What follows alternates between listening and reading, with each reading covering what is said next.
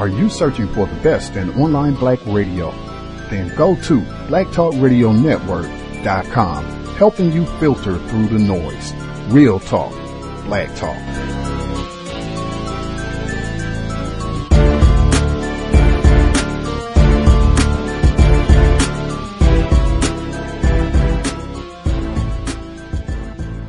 The internet is full of half-truths and all-out lies. We've all seen them, and many people on social media complaining about it. Here's your chance to show and prove. WorldAfropedia.com is a black-owned and operated encyclopedia. There are several thousand articles, but we need help. We can't uncover all the truth ourselves. So please, join us and become a writer, editor, or blogger for WorldAfropedia.com today. Every little bit counts. We owe it to the future generations to put the truth out there.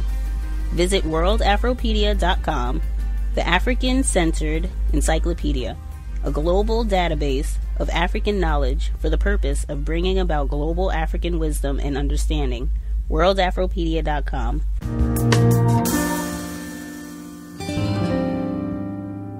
Wouldn't you love to see one of these NFL owners, when somebody disrespects our flag, to say, get that son of a bitch off the field right now, out, he's fired.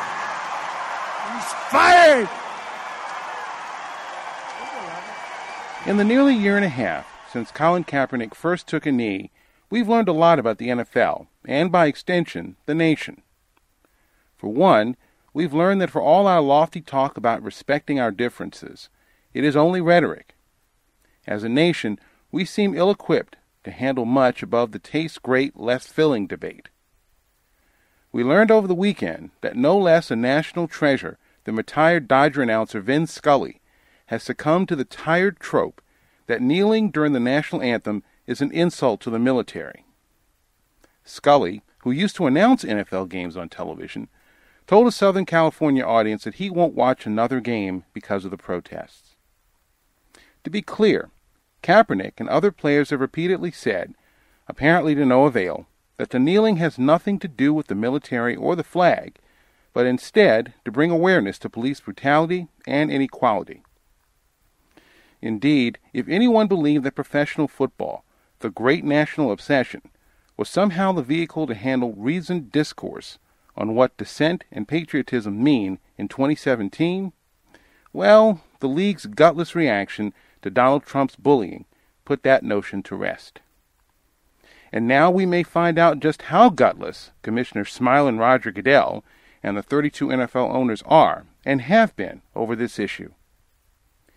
Kaepernick and the NFL Players Association have filed a grievance with an arbitrator, alleging that his failure to land a job in the league stems from collusion between the league's owners. To prove his case, Kaepernick and the union's attorneys are seeking to depose Goodell and members of his staff, as well as team officials. The guest list, if you can call it that, may include as many as 9 owners or CEOs, including Steve Bisciotti of the Ravens, the Cowboys' Jerry Jones, and Bob McNair of the Houston Texans, among others. You'll recall that it was Bisciotti who asked for the counsel of fans over whether the Ravens should bring in Kaepernick during training camp. More recently, Jones declared that any of his players who took a knee during the anthem would find themselves benched. And it was revealed that during a recent NFL meeting, McNair said the league couldn't give the perception that the inmates were running the prison. McNair, who's given more money to Republican candidates than any other owner, immediately apologized for mangling the idiom, claiming he wasn't referring to players, but to league staff. McNair's comments touched off another round of many protests from players, who claim that the owners have no real interest in hearing their concerns, but want to suppress their protest so as not to offend the bottom line. Kaepernick will likely have a difficult time proving that there was a unified effort of the 32 teams not to hire him. The league's owners may be craven, but they aren't stupid.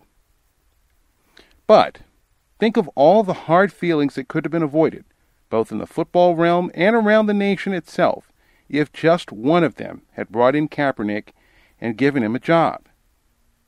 Belligerent and embarrassed isn't much better than craven and stupid, and it's no way to go through life or to run a football team. And that's how I see it for this week.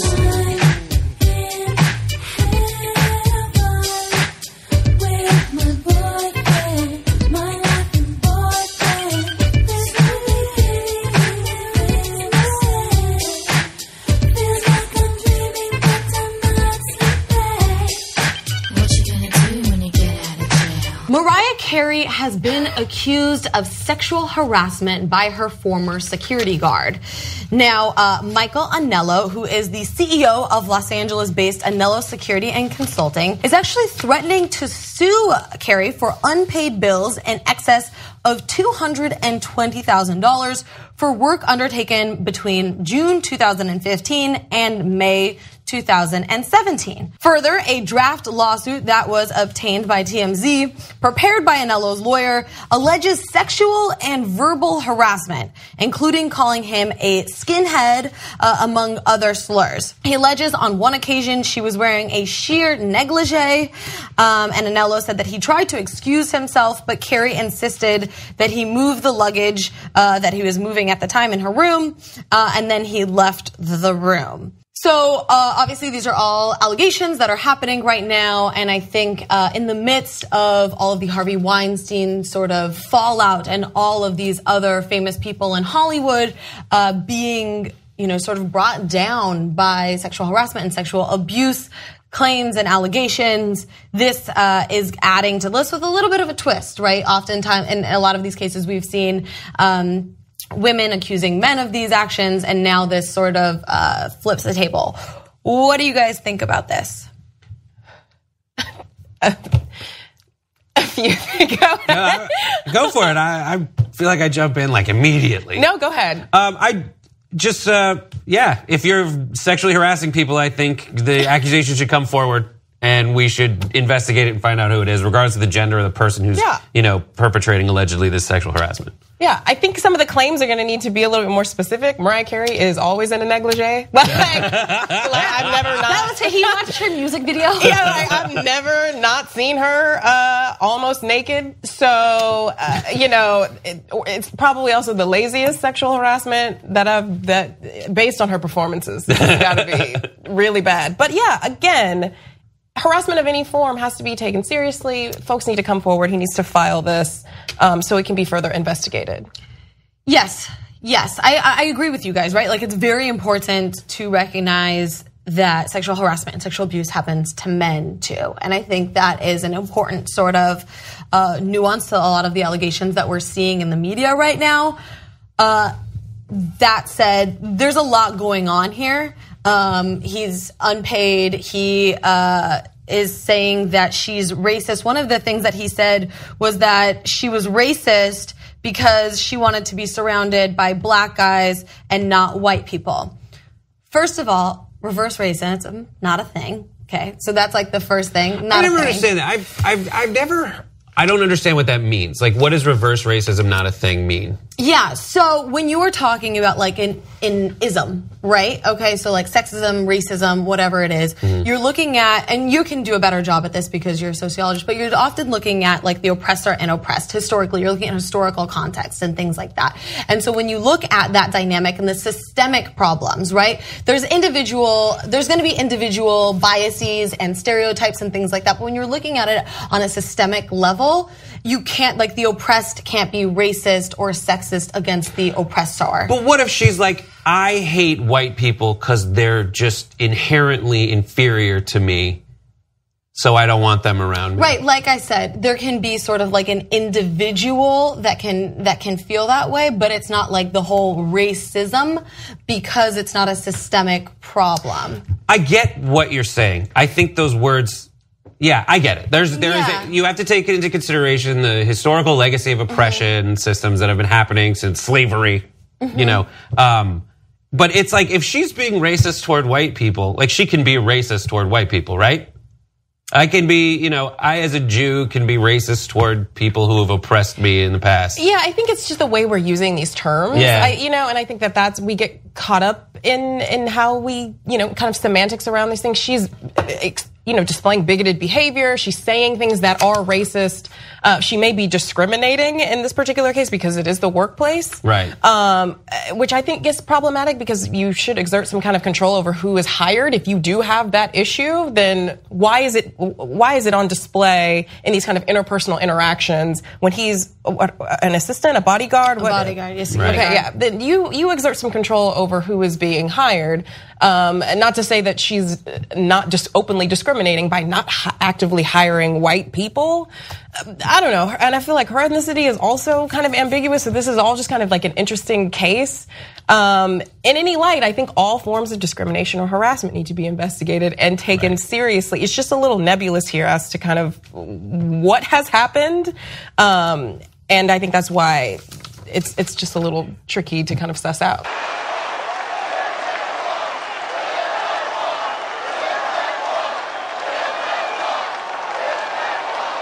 We will build the wall. We need it. We need it. We have to stop the drugs from flowing in. And now a story about what happens when two people experience the same thing. One person sees the experience as discrimination, the other does not.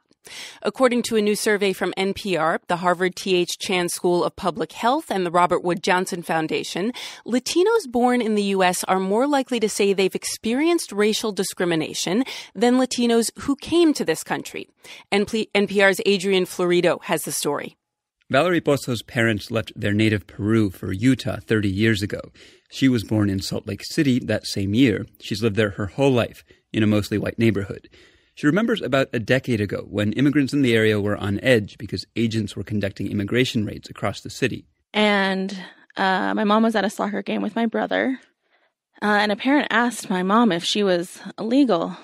And to me, that's clearly a racist question and a racist assumption. Her mom saw it as a harmless comment, but Pozo was furious. I said, here we are, kind of just like any other family, playing soccer.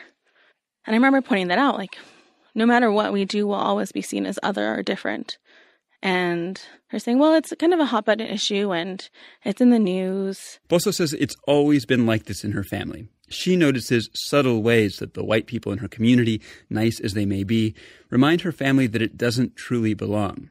Her mom thinks she's making a big deal about it. Because for her, she's not from Salt Lake.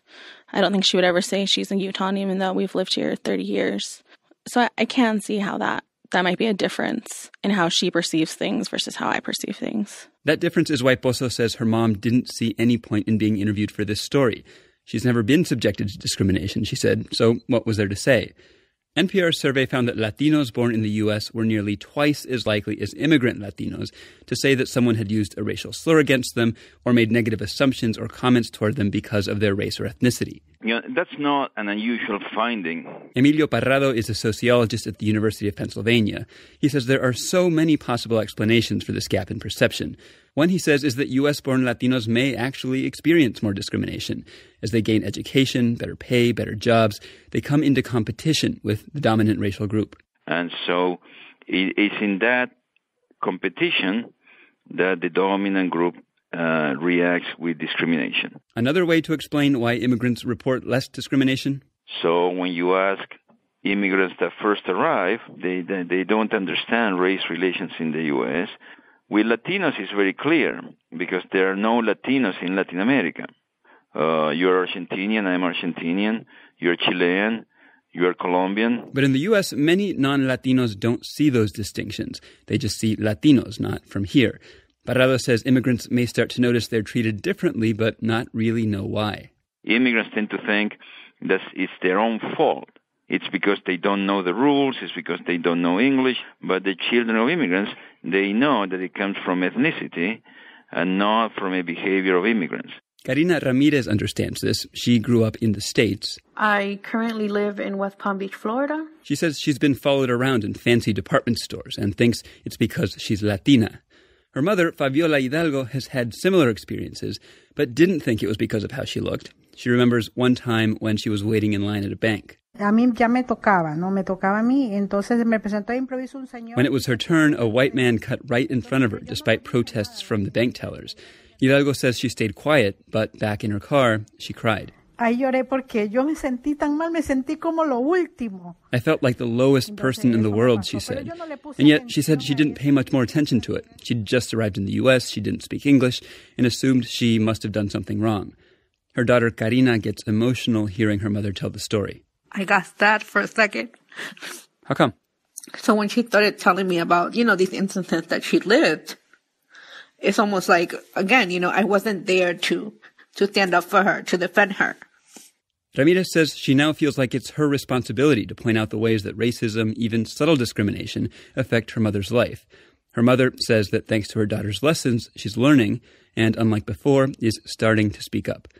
Adrian Florido, NPR News. Haiti, the people who are called Haitians, predominantly are people who are classified as non-white, but they're not supposed to ever have anything under the system of white supremacy except punishment. The Trump administration is expected to announce next week a decision on the fate of immigrants who have been granted visas under what's called temporary protective status, or TPS. There are around 50,000 Haitians living in the U.S. with this protected status. The Trump administration says conditions in Haiti have improved since that country's devastating 2010 earthquake, and he says those improvements mean there's no reason to extend the visas. I should say the administration says that. Carrie Kahn just came back from a reporting trip in Haiti, and she's with us now. Carrie, thanks for being here. Thanks for having me. Let's talk about what you saw on the ground. UN peacekeeping troops have now withdrawn from Haiti.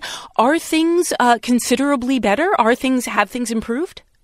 They have, especially if you compare it to the immediate aftermath of the quake 7 years ago. You see reconstruction, you see economic activity. I even saw construction cranes downtown. I have never seen that before. The Trump administration says the National Palace has been demolished and point to the UN peacekeeping troops leaving as proof of progress.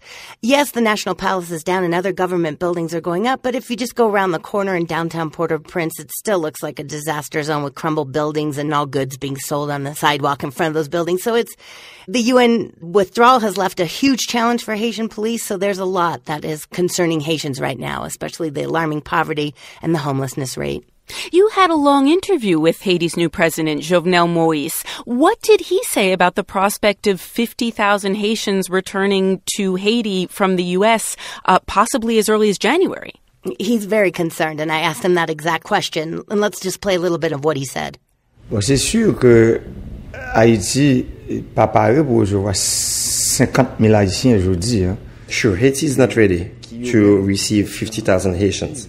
If they have to return to Haiti, they are our brothers and sisters, and we will welcome them back here. He's concerned about the loss of money that the Haitians living abroad send home. He gave us a startling figure that remittances by Haiti is 25% of the country's GDP. Wow. It's a quarter of all Haitian entire output. He said he was expecting $2.5 billion next year, and that's the same as Haiti's total annual operating budget.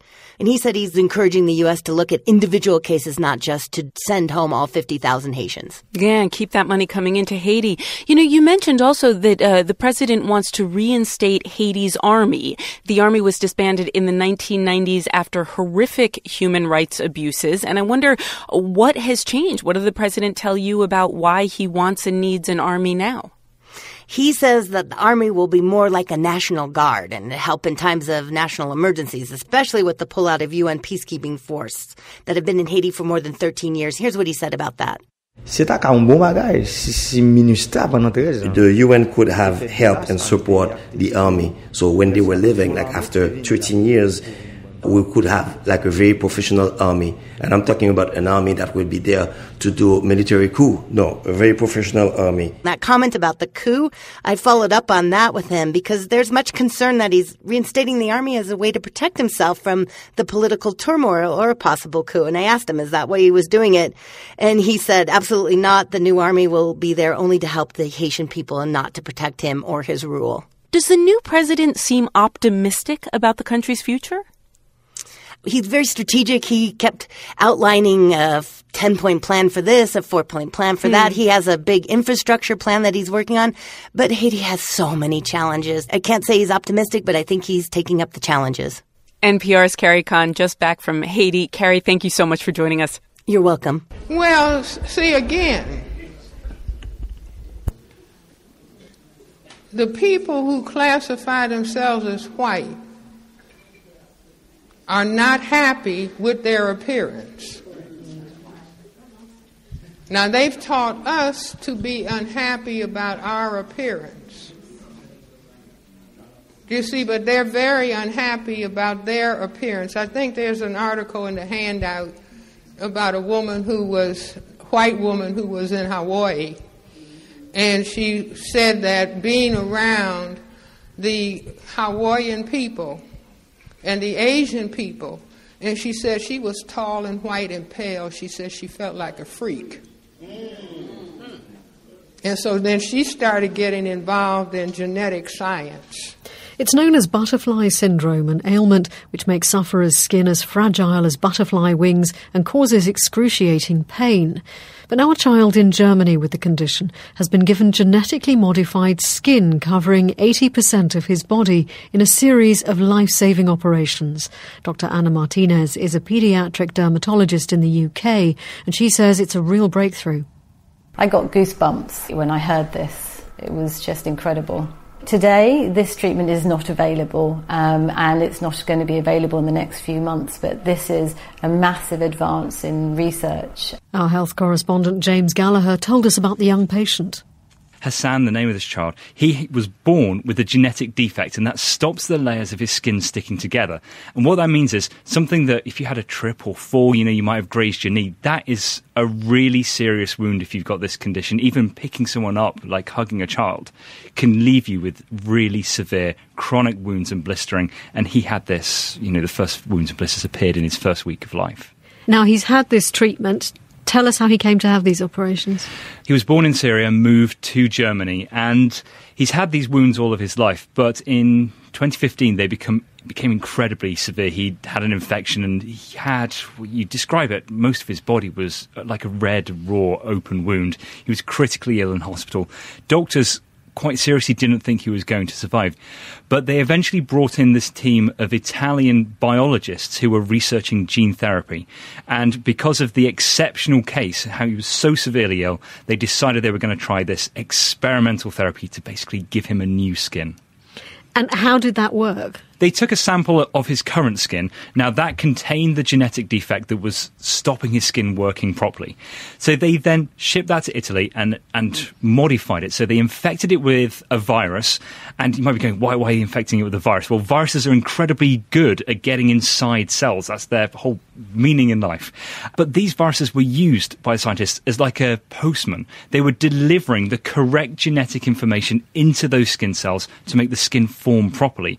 Once they'd done that, they grew large sheets of skin and then grafted it back onto the patient. It took 3 operations to cover 80% of his body in this genetically modified skin. Hassan is now doing so spectacularly well. He doesn't look like a traditional child with this condition. He's out running around, playing football. There's a danger that his remaining 20% of his skin might get injured and still have that blistering and wounding. So it is a serious discussion doctors are having about whether he should basically have a 100% replacement. Now, patients with EB generally don't have a very good prognosis, do they? So how many people might this breakthrough help? EB is a very wide condition, so there are different forms of EB that all come with different severities, but 500,000 people in the world are estimated to have some form of EB. The question is this going to help them? And that's what we don't know for certain yet, because this is not a proven treatment. It's worked in one case. It's worked in this one child. And doctors were able to do that because it was so exceptional, because he was so severely ill at that time. It will now take clinical trials to actually prove that it works. And it will also take some customization. It will need different approaches for each of the different forms of EB. So it's going to take longer than you might think. This isn't something that's going to be treating people today, tomorrow, next month. That was James Gallagher. Does it hurt terribly? No, it's not too bad. They have me on a lot of painkillers. Oh, really? What kind? Codeine? Vicodin? Percocet? Fentanyl? OxyContin? Paladone? I have no idea. An opioid epidemic is ravaging parts of this country. President Trump has declared it a public health emergency.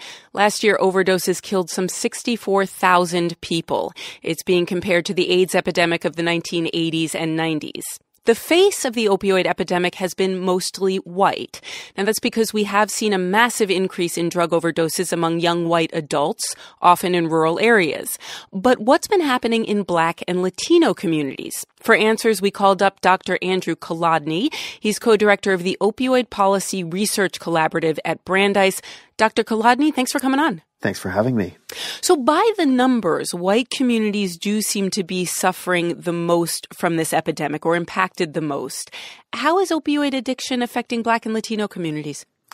So our new opioid addiction epidemic is sparing African American and Latino communities. And it's striking when you look at the data, whether you're looking at overdose deaths or emergency room visits for opioid use problems or treatment admissions for opioid addiction. It's very clear that this epidemic is overwhelmingly white, and it begs the question, why?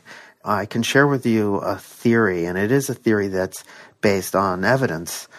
Something that we do know is that doctors prescribe narcotics more cautiously to their non-white patients.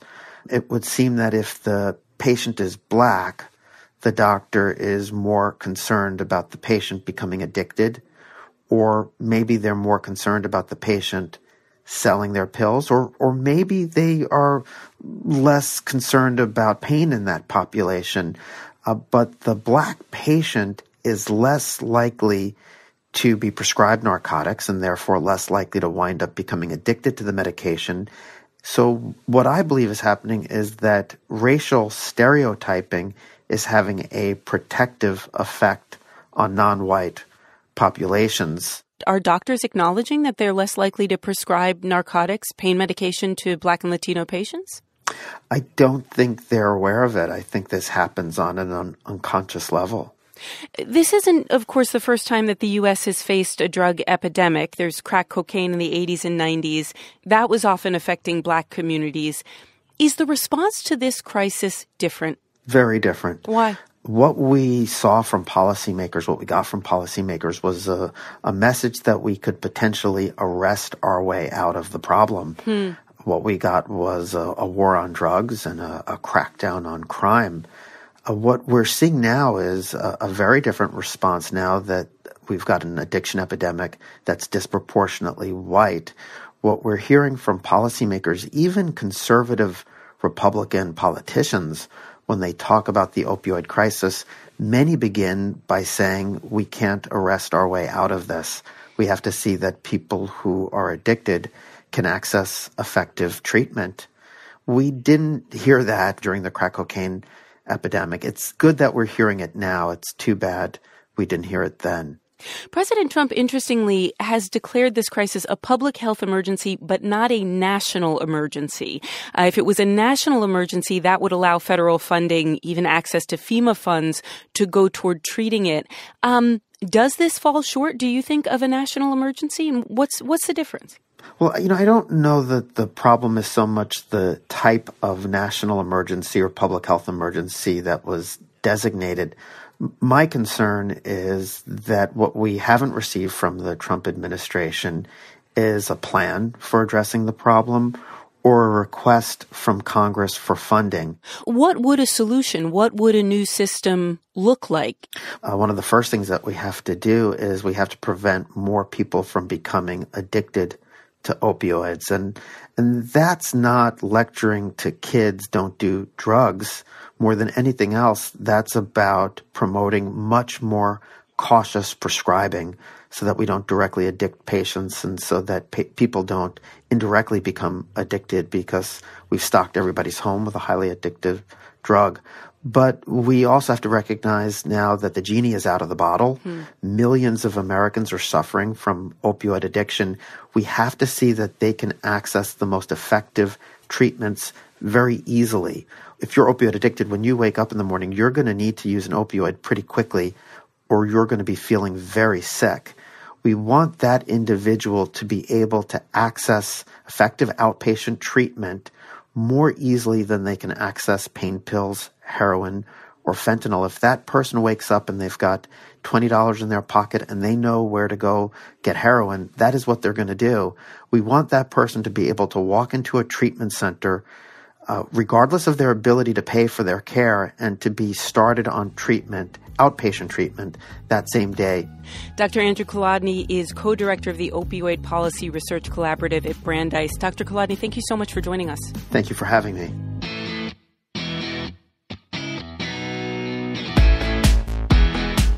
Seattle's a great place to visit because it has, I guess you could say, a little bit of everything, but I like to think of it as a lot of everything. Let's delve now into some Seattle history and get a little insight into where it's taken us today. In the 1960s, Seattle, like many cities across America, experienced unrest in the battle for civil rights. Back then, it was uncommon for minorities to work across racial lines. But 4 local activists became allies that would change the social movement in Seattle. They were called the Gang of Four. From KUW City of Dreams team, Ruby DeLuna spoke with Larry Gossett. He recalls meeting a Spanish teacher at a high school protest and became lifelong friends. I met Roberto Maestas on March 29th, 1968. At that time, he was in the middle of his second year as a Spanish teacher at Franklin High School. On that morning, unbeknownst to him, 3 black students were unfairly expelled from Franklin High School. One was expelled because he had a fight with a white kid, and he didn't even get a chance to present his side, and he was expelled. An hour later, 2 black students, women, they had their hair in a natural. The principal had not seen a natural before. He immediately expelled them from schools with a note home to their mothers saying, until your daughter looks ladylike, she can no longer attend Franklin High School. And that caused an uproar. So all the black students started gathering. Still, Roberto was in his class, not knowing all this. We had been called by black students that we were about to tear this mother down, and we didn't want that kind of violence. And we gathered the students and got them to agree to have a sit-in. They voted, of course. We went in. Roberto stayed, and the black students started telling me, this guy is cool. He's really nice to us. And I said, cool. And then I went up and introduced myself to him. For the next couple of hours, Roberto asked me about the sit-in, and I took time because he was important, and no other teacher stayed. The next morning, Roberto Maestas went into the teacher's lounge. He said the following: my name from this day forward is not Bob, it's not Robert, it is Roberto. And that's the only thing I'll respond to. And then they said he turned around and walked out. The teachers were. That was symbolic of the changes, of the impact that sit-in. That was Larry Gossett remembering his friend Roberto Maestas. They were part of the Gang of Four. As your body grows bigger, your mind must flower. It's great to learn, because knowledge is power. It's Schoolhouse Rockin', the chip off the block of your favorite schoolhouse. This is St. Louis Public Radio. Traditional public schools in St. Louis have become increasingly racially segregated over the last 26 years. But if you look at just charter schools, you see a different pattern. According to a St. Louis Public Radio analysis of state data, the number of racially segregated charter schools is declining. St. Louis Public Radio's Camille Phillips explains. When her family moved to St. Louis in 2011, Kira Hudson Banks only looked at homes in the neighborhood surrounding one charter school, City Garden Montessori. My husband kind of looked at me like, why are we only looking in this rectangle? But it was the Montessori and the makeup and the demographics of the school. As a psychology professor who specializes in the effects of racial discrimination, Hudson Banks wanted her black sons Avery and August to go to school with other black children. But she didn't want them to go to a segregated school like many of the public schools in St. Louis. I want them to have a strong sense of their racial identity, and also I value the ability to connect with people across lines of difference. There. City Garden Montessori is one of a handful of charter schools that have succeeded in attracting both white families and black families in recent years. The school's executive director, Christy Huck, says that didn't happen by chance. Creating a racially and socioeconomically integrated school was a core part of the mission from the very beginning.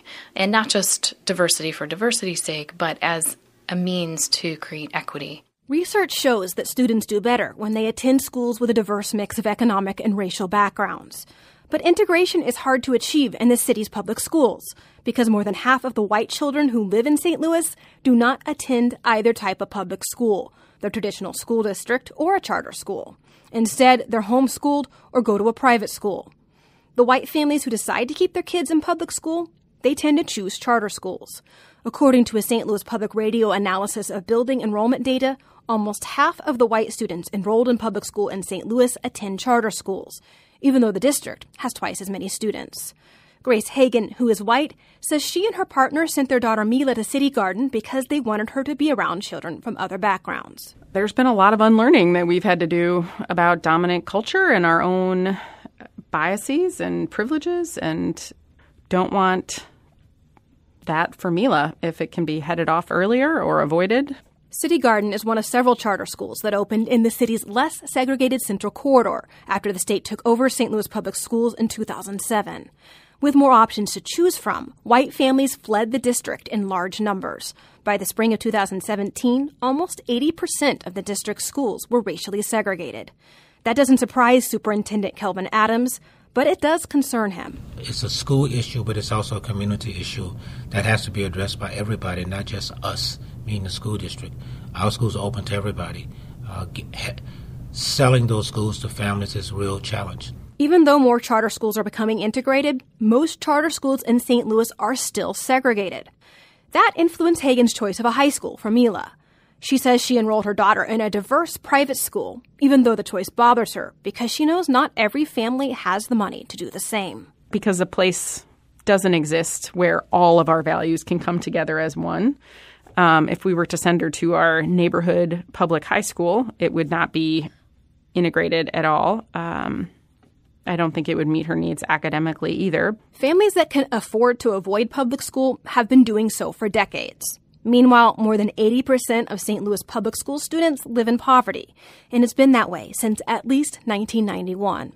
Adams says that's a loss for the entire city because more affluent families tend to bring resources to a school that helps all students succeed. I'm Camille Phillips, St. Louis Public Radio. It's not racism. If you can't treat someone with dignity and respect, then you need to get out. A stunning update today on a story we covered in late September. It was a speech heard all around the world, viewed more than 1 million times on social media. Lieutenant General Jay Silveria received high praise for telling a room full of cadets that racial slurs will not be tolerated at the Air Force Academy. The general was responding to racial epithets, including the N-word, scribbled on these message boards on the doors of 5 black cadets at the prep school. After a month-long investigation, officials at the school now say it was all a hoax perpetrated by one of the black students. CNN Pentagon reporter Ryan Brown is with me more on this. And I mean, this was so huge, Ryan. You know, we talked to the general. You had former Vice President Joe Biden, Senator John McCain reacting, at the time. What happened? Who did this, according to the Air Force? The Air Force conducting its investigation found out that one of the supposed victims of these racist messages was, in fact, the perpetrator. And the Air Force Academy issuing a statement following the investigation at the Academy's prep school saying that this individual admitted guilt, and the investigation found that he was, in fact, the culprit. And so, again, this, as you said, launched a strong-worded response from the Commandant of the Academy, Lieutenant General Silveria. And a lot of buzz. In fact, he encouraged those witnessing his speech to take out their cell phones, to film it, to disseminate it wider. And again, though, now the investigation concluding that it was actually one of the supposed victims who was responsible for these messages. The general, in talking to him, he was so sincere with us in his resolve, really with everyone in that room, right, to promote a culture of respect at the Air Force Academy. How is he responding to this news? Well, the general says he stands by his comments. He said that, those words were written. He issued a statement to CNN earlier today saying that, regardless of the circumstances, that those words were written and they needed to be addressed. And so he said, you can never overemphasize the need of a culture of dignity and respect. And so, again, very strong words backing up what he said. And so he stands by his message and thinks it's a powerful message that should be understood by all airmen, both at the Academy and wider. What are you talking about? That's right. We move into Mississippi, and you know how that's spelled. M-I, crooked letter I, crooked letter I, humpback, I. It was the wrong body. The finding of a Negro male was noted and forgotten. The search was not for him. The search was for two white youths and their Negro friend. Well, that is a clip from a 1964 CBC documentary. It's called Summer in Mississippi. And in that film, 2 U.S. law enforcement officials have found the body of a black teenager in the Mississippi River. The second body of a black teen they'd found in 2 days. The young men were named Henry D. and Charles Moore. They had been murdered by the Ku Klux Klan. But as you heard in that old film, the bodies were merely noted and forgotten. Those weren't the bodies they were looking for. That was a scene that the Canadian documentary maker David Ridgen could never forget after he saw it. And 40 years after it was filmed, Dave Ridgen set out to investigate. His work, together with Thomas Moore, the brother of one of the victims, forced the FBI to reopen the case. It ultimately led to the arrest and conviction of one of the Klansmen, James Ford Seal. It also cemented Dave Ridgen's interest in investigating cold cases. He helped found the Civil Rights Cold Case Project. He is also the host of the CBC podcast, Someone Knows Something. 6 episodes of Season 3 of SKS are out today, and they delve back into that Mississippi cold case, the issues it raises around white supremacists and the American justice system remain as relevant as ever. David Ridgen is with me in our Toronto studio. Hi. Hello. Well, first of all, you made sure that Henry D. and Charles Moore were not forgotten. Remind us who these two were. Well, Charles Moore was a 19-year-old college student at Alcorn College in 1964 in the spring. He had just been suspended for taking part in a protest, so he was actually around Meadville, Mississippi, where he was picked up by the Klan. And Henry D. was a 19-year-old friend of his who lived in Roxy, Mississippi, and worked at a lumber mill in Roxy. And they were picked up by the Klan on May 2nd, 1964, beaten in the woods, and then taken across the bridge to Louisiana and dumped into the Mississippi River, attached to some heavy weights while still alive. It's a terrible story. It was known that the KKK was responsible for their brutal beating and drowning, and yet the FBI didn't do much until you and Thomas Moore pursued the case. Well, the FBI did undertake an investigation largely within the context of the Mississippi burning case. They at first thought that Charles and Henry's remains were those of either Schwerner, Cheney, or Goodman, who were these 3 civil rights workers who were murdered on June 21st, 1964. And they did an investigation. There wasn't actually James Ford Seal and Charles Edwards, 2 of the Klansmen involved in the murders, were arrested at the time in November of 1964, but nothing happened. You're right. And then the case kind of languished for many, many years until other journalists tried to pick it up. ABC, Jerry Mitchell down in Mississippi looked at it, and just nothing happened. They weren't able to make a connection between where the murders happened and federal jurisdiction. And then Thomas Moore and I connected in 2005, and just the right timing, right place, I guess, some luck. We got together and worked for 3 years, uncovering information, talking to the U.S. attorney down there, whose name was Dunn Lampton. And eventually James C.O. was indicted and put in jail. They actually used the evidence you gave them. They used your documentary. Didn't they play it for the jury? Yeah, the doc, Mississippi Cold Case, was played. Part of it was played for the jury. Actually, there's a part where Thomas Moore and I go to a church to visit one of the Klansmen involved in the murders. And Thomas confronts him there at the church. And the jury watched that part. And the part that we heard at the beginning of the program here, where John Draney says the wrong body, was also played at the very beginning of the trial by the prosecution. And what does it tell you about the American justice system? Well, I mean, these cases are tough. Old cases are tough to tackle anyways. The Department of Justice, I think, has tried over the years various initiatives to look into civil rights era cold cases and, worked with the FBI to reinvestigate things. But I'm not sure that the funding is always in the right place, and I'm not sure that the effort is actually put forward in the right way. It's a huge system. There's very few reporters working on this beat, and often family members give up. Family members are required in the American system to pressure, I would say, more so than in the Canadian system, and sometimes families just give up without a facilitation of media or things like that. So you're coming back to this case in SKS. Why did you want to do that? It's been, I guess, 13 years since I met Thomas Moore, and in those 13 years, I've gathered, I would say, over 500 hours of material, video, and lots of documents and photographs. So, we got a big drawer somewhere with all this stuff in it. Yeah, what's called my bedroom, basically. So I'm surrounded by boxes of my previous cases, and in most cases I've saved things. Sometimes I haven't. But for sure, in the Mississippi case, I record my process when I do anything. And it was tailor-made for a podcast. So we can't put everything into the podcast because we have to tell a story at the same time. And it's not just an encyclopedia put online or something, but it's 6 hours versus the 42 minutes that went out in video on television. So what kinds of things are we going to hear, David? Oh, we hear backroom negotiations with the Department of Justice officials. We hear conversations with FBI. We hear Thomas Moore going through and Thelma Collins, Henry D's sister, ruminating about how to go forward in the case and look at information that they've never dreamed that they would ever look at again or in their futures.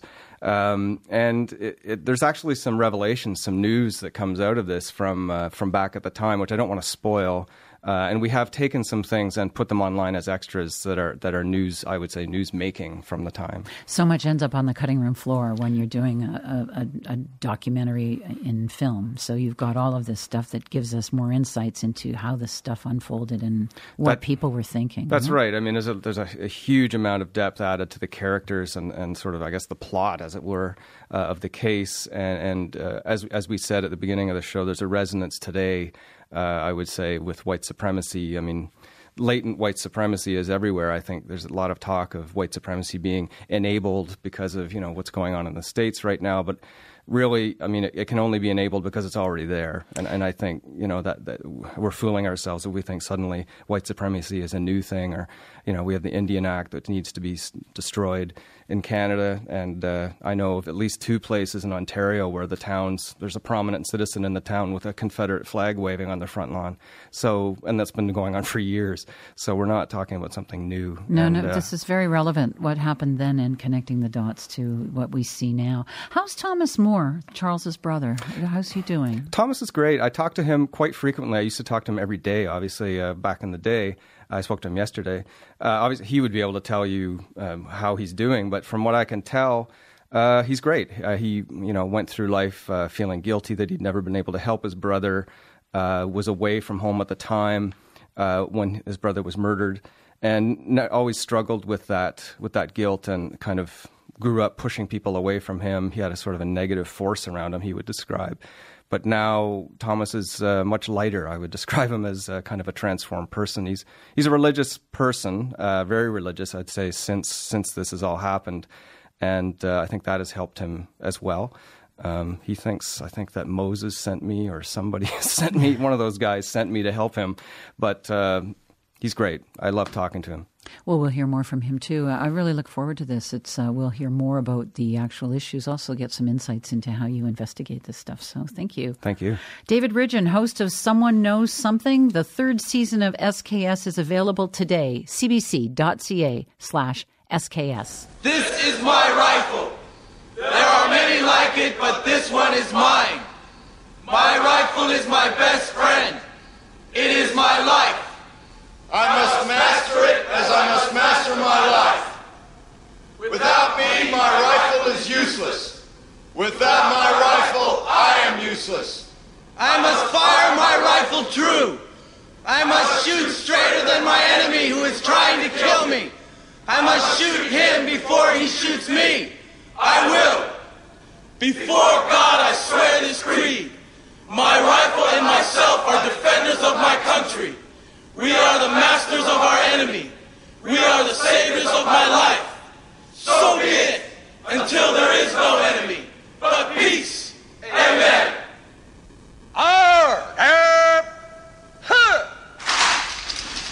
When President Trump stood in front of America and told us that the person who was responsible for killing 26 people and himself in a Texas church over the weekend was a person with mental problems, and this country didn't have a gun problem, many cringed for various reasons. One being that the two things aren't necessarily related, but I digress. Today it's been widely reported that Devin Kelley escaped from a mental institution in 2012, which lends credence to one part of Trump's theory. Kelley had also carried out death threats, which those authorities were aware of. Let us not forget that Kelley was also convicted of a domestic violence charge at one point. So, while yes, the killer had mental issues, it didn't change the fact that his ability to get a weapon wasn't held up by anything. That is concerning. Today's election day across America, including right here in Virginia. If any of this stuff resonated with you, you had a chance to make a difference. I'm Clinton Yates, and that's my take. We begin today's show with Sunday's mass shooting at the First Baptist Church in Sutherland Springs, a tiny rural community east of San Antonio, Texas.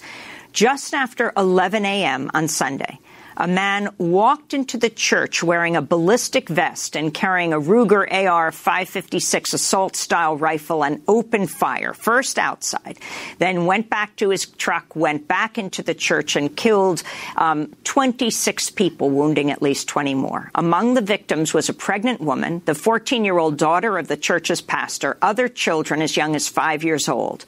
The suspected shooter has been identified as a 26-year-old white man named Devin Kelley from New Braunfels, Texas. Kelley enlisted in the U.S. Air Force in 2010. In 2012, he was court-martialed for assaulting his wife and child, leading to a year imprisonment and a bad conduct discharge in 2014. The bad conduct discharge versus a dishonorable discharge meant Kelley was still eligible to buy firearms legally. In 2014, Kelley was also charged with mistreatment, neglect, or cruelty to animals in Colorado, though the case was ultimately dismissed. In April 2016, Kelley purchased the Ruger AR-556 rifle at an Academy Sports and Outdoor store in San Antonio, Texas. In filling out the background check paperwork, Kelley indicated he did not have a criminal history that disqualified him from purchasing the firearm. On Sunday, Kelley was found dead in his car from a gunshot wound shortly after the shooting, about 11 miles away. It's not yet known whether he killed himself or whether he was shot by a local resident who opened fire on Kelley after the church massacre, then chased him along with another resident to 11 miles away. Late on Sunday night, Sutherland Springs residents gathered for a candlelight vigil to mourn the victims of the attack. It's very devastating, and it's hard to hear the people you know were hurt that bad and that died. That's why I hear compassion. Children you knew. Yes, children and Jenny, she worked in the nursery. She's like the only person outside of my family that I trusted with my kids while we were at church. It's just really hard to hear stuff that happened to people that you know. Our guests are in Austin, Texas, Ed Scruggs, Vice Chair and Spokesperson for Texas Gun Sense. In Philadelphia, we're joined by George Ciccariello-Maher, Political Science Professor at Drexel University, who was banned from campus after questioning why mass shootings in the U.S. are almost always carried out by white men. But I wanted to bring George Ciccariello-Maher into this conversation of Drexel University. You wrote immediately after the Las Vegas massacre, where the 64-year-old white man named Paddock had opened fire on concertgoers below, killing 59 of them. After you wrote, you were banned from the Drexel campus after questioning why mass shootings in the United States are almost always carried out by white men. Is that right? Yes, and to be clear, when I began to write about what had happened in Las Vegas, I was really writing about this broad question, right? And I think this is a question that we all need to grapple with. When you see these cases of sort of just shocking mass brutality, what is it that makes white men so prone to this kind of behavior, and what might be going on today in our country in which people are stoking a sort of victim complex among white men? What might be happening today to encourage this kind of behavior and to radicalize these kind of actions?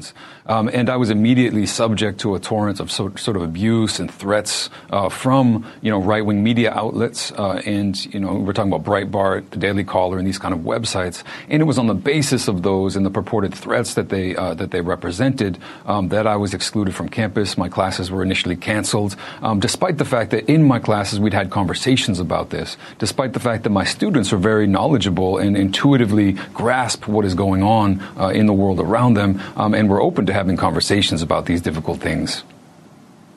So your response to what happened on Sunday? I mean, I think we're seeing these kind of atrocities occurring, and we need to be really asking not only what can we do. I think these are important questions. What kind of immediate institutional reforms, whether it's targeted gun control for domestic violence, might be effective. But we also can't lose sight of these broader questions and ask what is going on in our society today. What is happening with regard to not only white people, but white men in particular? What is going on with regard to race and gender as they function together? And in this case in particular, again, we don't know all the facts, we don't know all the details, but we're talking about institutions that also serve as breeding grounds for violent behavior. We're talking about not only sexual assault in the military, but domestic abuse of those surrounding it and those outside of it. And we're talking about other institutions as well that you could bring into the picture, institutions like policing, in which domestic violence is absolutely rife and in which it's very difficult to keep weapons out of the hands of those domestic abusers. And so we need to think very deeply, I think, about the structural role of what's going on in society. Trump is abroad selling weapons, and we've got someone who, in this case, apparently was trained to engage in violence abroad, and yet we act surprised when these people have breaks, when they fall into some kind of crisis, when they find maybe feelings of entitlement frustrated, that they then resort to violence. When we're talking about a structure and institutional apparatus that trains people in violence and that encourages them to feel as though they're on the losing side of history.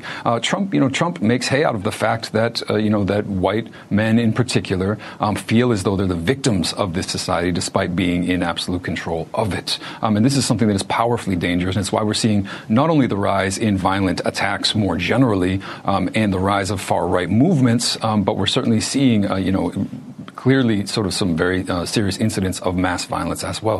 What's interesting, yesterday, for hour after hour after this horror on television, it came out that there was this mass killing in Texas, and they said the worst church massacre in U.S. history, and they said the worst Texas massacre.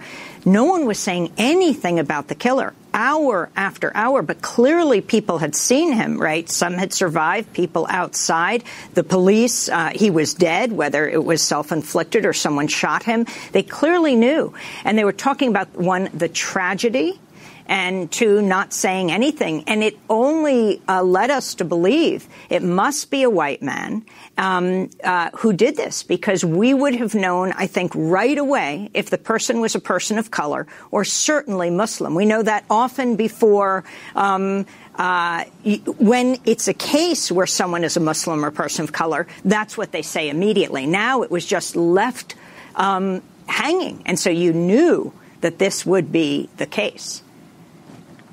That's absolutely the case, I think. Whiteness is never seen as a cause in and of itself of these kinds of massacres, of, other forms of violence, despite the fact that whiteness is a structure of privilege and it's a structure of power. And it's a structure that when it feels threatened, lashes out. And so that's the kind of thing that we really need to think about. Not only why is it, and I think there's a lot of attention to the fact that we demonize often Muslims or other people of color when these attacks occur. The far right, of course, jumps on any violence by by people of color, and yet, doesn't want to talk about the real deep structures of white supremacy in our society. And again, not just the fringe, not just the Nazi movements, but what people are going through every day, and what it is that is driving people to these kinds of situations where they feel so entitled to dominance that when that's questioned, they can explode in these very, very unpredictable ways, and on targets that are not. It's not a question of white supremacy playing a role simply because someone is targeting people of color.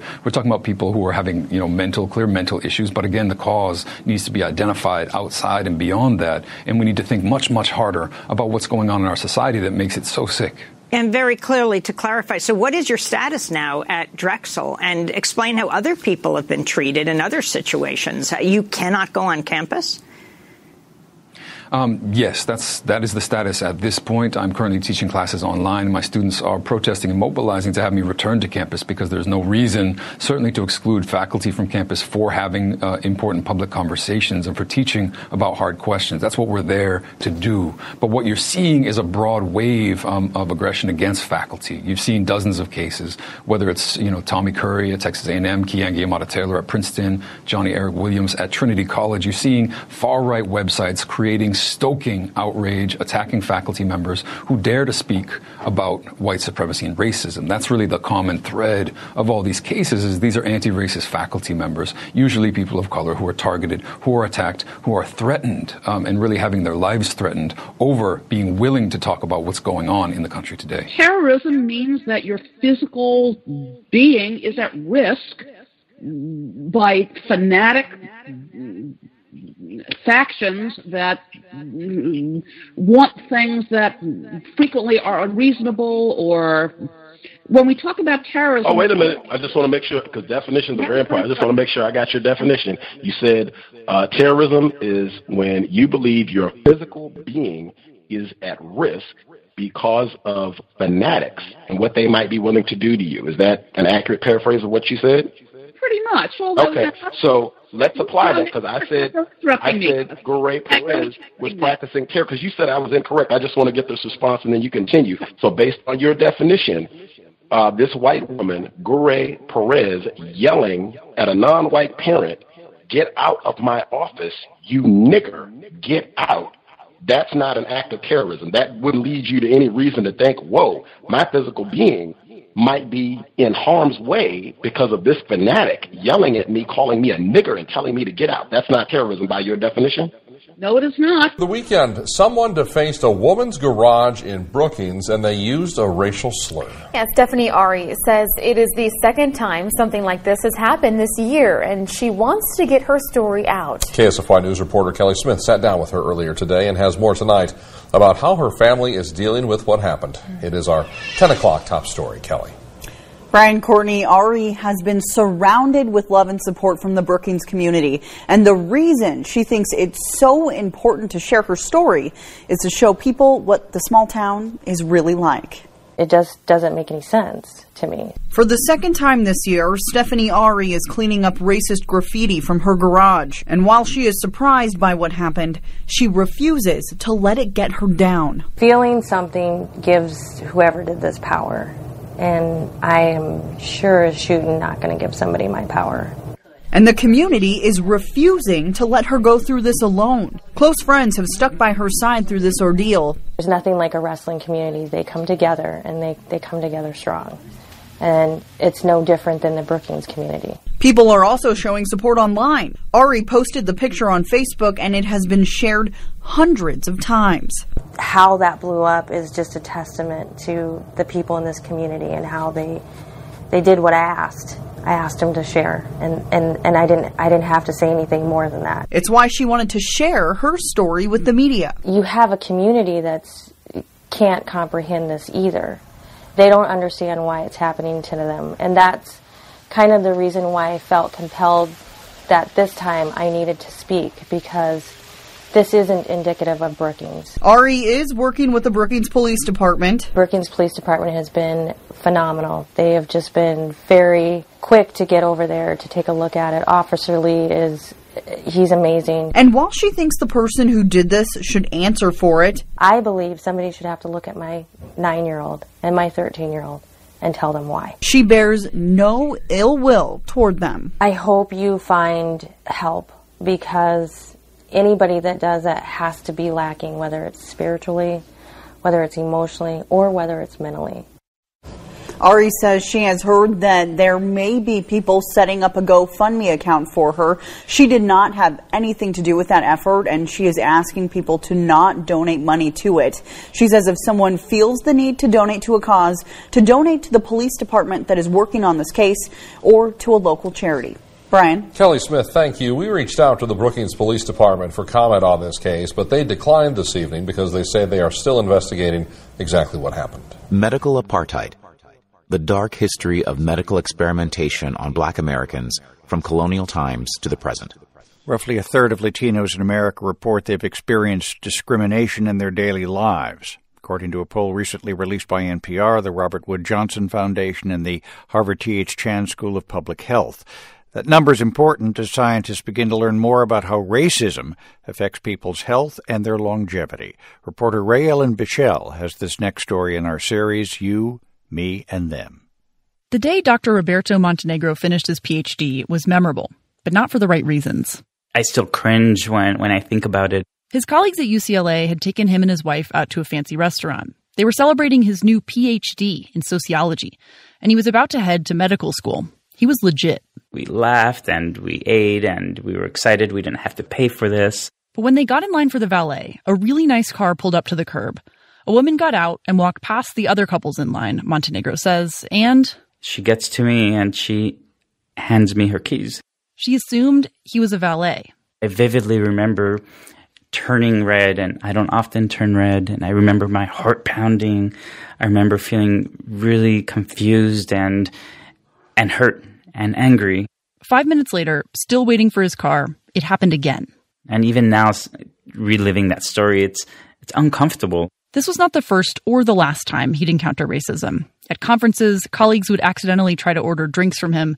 As a medical student, people at the hospital would sometimes mistake him for a technician or a janitor, even when he was wearing his white doctor's coat. That happens to me so much. Montenegro's experiences might not sound like a big deal, but a group of researchers thinks that being discriminated against over and over again could actually hurt a person's health. When you start to worry about something, whether that's race or something else, then that initiates a biological stress response. That's Amani Nuru-Jeter, a social epidemiologist at the University of California, Berkeley. She and Dr. Montenegro, who's now a fellow in child psychiatry at Seattle Children's Hospital, are trying to understand what discrimination can actually do to your body. That night people assume Montenegro was a valet? Turning red and my heart pounding. Those are signs his body was stressed, cranking up the levels of hormones like adrenaline and cortisol. Those hormones can be really helpful for gearing up to fight or to flee, but it's not good if they linger. For example, one of the things we're finding in my research is that this process of racism stress is associated with kind of chronic low-grade inflammation. And that, says Nuru-Jeter, could put someone at a higher risk for something like heart disease. Other studies have found associations between racist experiences and things like sleep problems or even asthma. Researchers like Nuru-Jeter hypothesize that the stress of repeatedly being singled out as the other can be biologically damaging and might be responsible, in part, for health disparities in America, like the gap in life expectancy between Black and white Americans. Prolonged elevation, circulation of these stress hormones in our bodies can be very toxic and compromise our body's ability to regulate key biological systems. So it just gets us really out of whack and leaves us susceptible to a bunch of poor health outcomes. Now, this kind of research is really complicated. There's no thermometer for racism, and it's not like scientists can take a group of people, expose them to discrimination, and then see how they do compared to everyone else. So researchers find associations, not causations. But sometimes they get a slightly sharper glimpse of how discrimination and poor health might be related.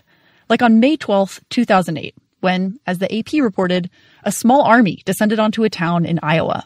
Federal agents raided this meatpacking plant in Iowa on Monday after 900 agents with Immigrations and Customs Enforcement raided a meat processing plant. They were looking for people who were working illegally in the U.S. They reportedly handcuffed almost everyone who looked Latino and ended up arresting more than a tenth of the town's population, charging many of them with felonies for knowingly working under false social security numbers, even though few were reportedly guilty of that crime. In all, more than 300 people were loaded onto buses and taken away. Arlene T. Geronimus, a behavioral scientist at the University of Michigan, has studied the episode. The news of this raid and pictures were pretty frightening because there were these helicopters and it was such a military zone. And then they had, handcuffing all the employees who were assumed to be Latino. It was an extremely stressful event for the people who got arrested and their families. But the event appears to have had a ripple effect throughout the state. As Geronimus and her colleagues wrote this year in the International Journal of Epidemiology, after the raid, Latino women living in Iowa started giving birth to smaller babies. Pregnant women of Latino descent throughout the state of Iowa experienced, on average, about a 24% greater risk of their babies being born low birth weight than they had in that very same period of time the previous year. Babies born small are at higher risk of dying in infancy and of having health problems later on. Before the raid, Latino women in Iowa didn't have a higher risk of low birth weight than white women did. But there is a spike that happens to be exactly when the raid was. A spike in that rate that even affected babies born to Latina moms who were U.S. citizens, people who shouldn't have been worried about being arrested or deported. The trends are so stark. Other researchers have noticed a connection between experiencing stressful events like natural disasters and babies being born preterm or low birth weight. Geronimus thinks in this case it has something to do with the stress of racism. And if that's true, it means the stress of discrimination can set the stage for health problems before a person has even entered the world. For NPR News, I'm Raellen Bichelle. Context of White Supremacy. Gus T Renegade in for another broadcast, hopefully to share constructive information on the system of white supremacy. Today's date, Saturday, November 11th, 2017. So I have been told. This is our weekly compensatory call-in. Dial in if you have thoughts, counter-racist suggestions, observations you would like to share. The number to dial, 641-715-3640. The code 564-943#. Press star 61 if you would like to participate. That number again, 641-715-3640. The code 564-943#. Press star 61 if you would like to participate. Couple things before we get started. First of all, we are listener-supported counter-racist radio. Invest if you think the program is constructive. You can visit my blog, racism-notes.blogspot.com. racism-notes.blogspot.com. When you hit the blog, PayPal button is in the top right corner. If you are not into PayPal, drop me an email and we will get you a physical mailing address. Huge thanks to all the folks who have invested, supported nearly a decade of counter-racist programming. I hope the context of white supremacy has helped listeners get an accurate understanding of what white supremacy racism is and how it works. You can also support us by visiting my wish list at Amazon.com. It is under Gus T Renegade. It's also linked at my blog. Thanks to all the folks who have been gracious enough to nab items from the wish list. Hope the cows has been, continues to be worthy of your time and energy. Other things I wanted to make sure to touch on before we get started, or before I get to the callers. The situation with LiAngelo Ball. He is the basketball player at UCLA. He is one of the children of LeVar Ball. His brother is in the NBA right now. He plays for the Los Angeles Lakers. But LiAngelo Ball, he was arrested in China. It's been reported, talked about quite a bit this week. He and two other teammates who both appear to be black males to me, they were arrested for stealing sunglasses. When what I've heard about this incident, number one of our listeners, Emmy, she said that she did hear a report on the radio I just wasn't able to get the port to verify. If other people heard details around this, that would be great to share. But she reported that she heard on the radio that when this incident happened, there were white players on the UCLA team that were excused from this, I guess, investigation. They were allowed to leave, and then the other 3 players, all black, including LiAngelo Ball, they were arrested and charged, and it became a big deal. As I said, I haven't been able to confirm that, but if other folks saw or heard anything about that, that would be great to share. The thought that came to my mind in all of this is this seems like another illustration of the term Schadenfreude that we've talked about on the program before. This is a German term that means taking pleasure in seeing someone else suffer or fail or have some sort of harm happen to them. It's just been my impression that a lot of white people have been joyous, gleeful in seeing the son of LeVar Ball have these problems or be accused of stealing, and how is this going to mess up his basketball career and just all of this. And if folks remember, LeVar Ball, he's the one that had his own shoe brand, and I think he was selling the shoes for like $400 or something, and he wasn't going through Nike. He started his own apparel company for his children. He's got all these basketball prodigies, kind of similar to Richard Williams, and training them to be great at basketball. But it just seemed to me that a lot of white people really, really gloated and enjoyed seeing this happen over the past week or so. Maybe I'm in error. Continuing, the report that was on the Young Turks about Mariah Carey and the allegations where she's being sued by a former employee who says that she used to come in, I guess, in these negligees, and he found it uncomfortable and views that as some sort of sexual harassment.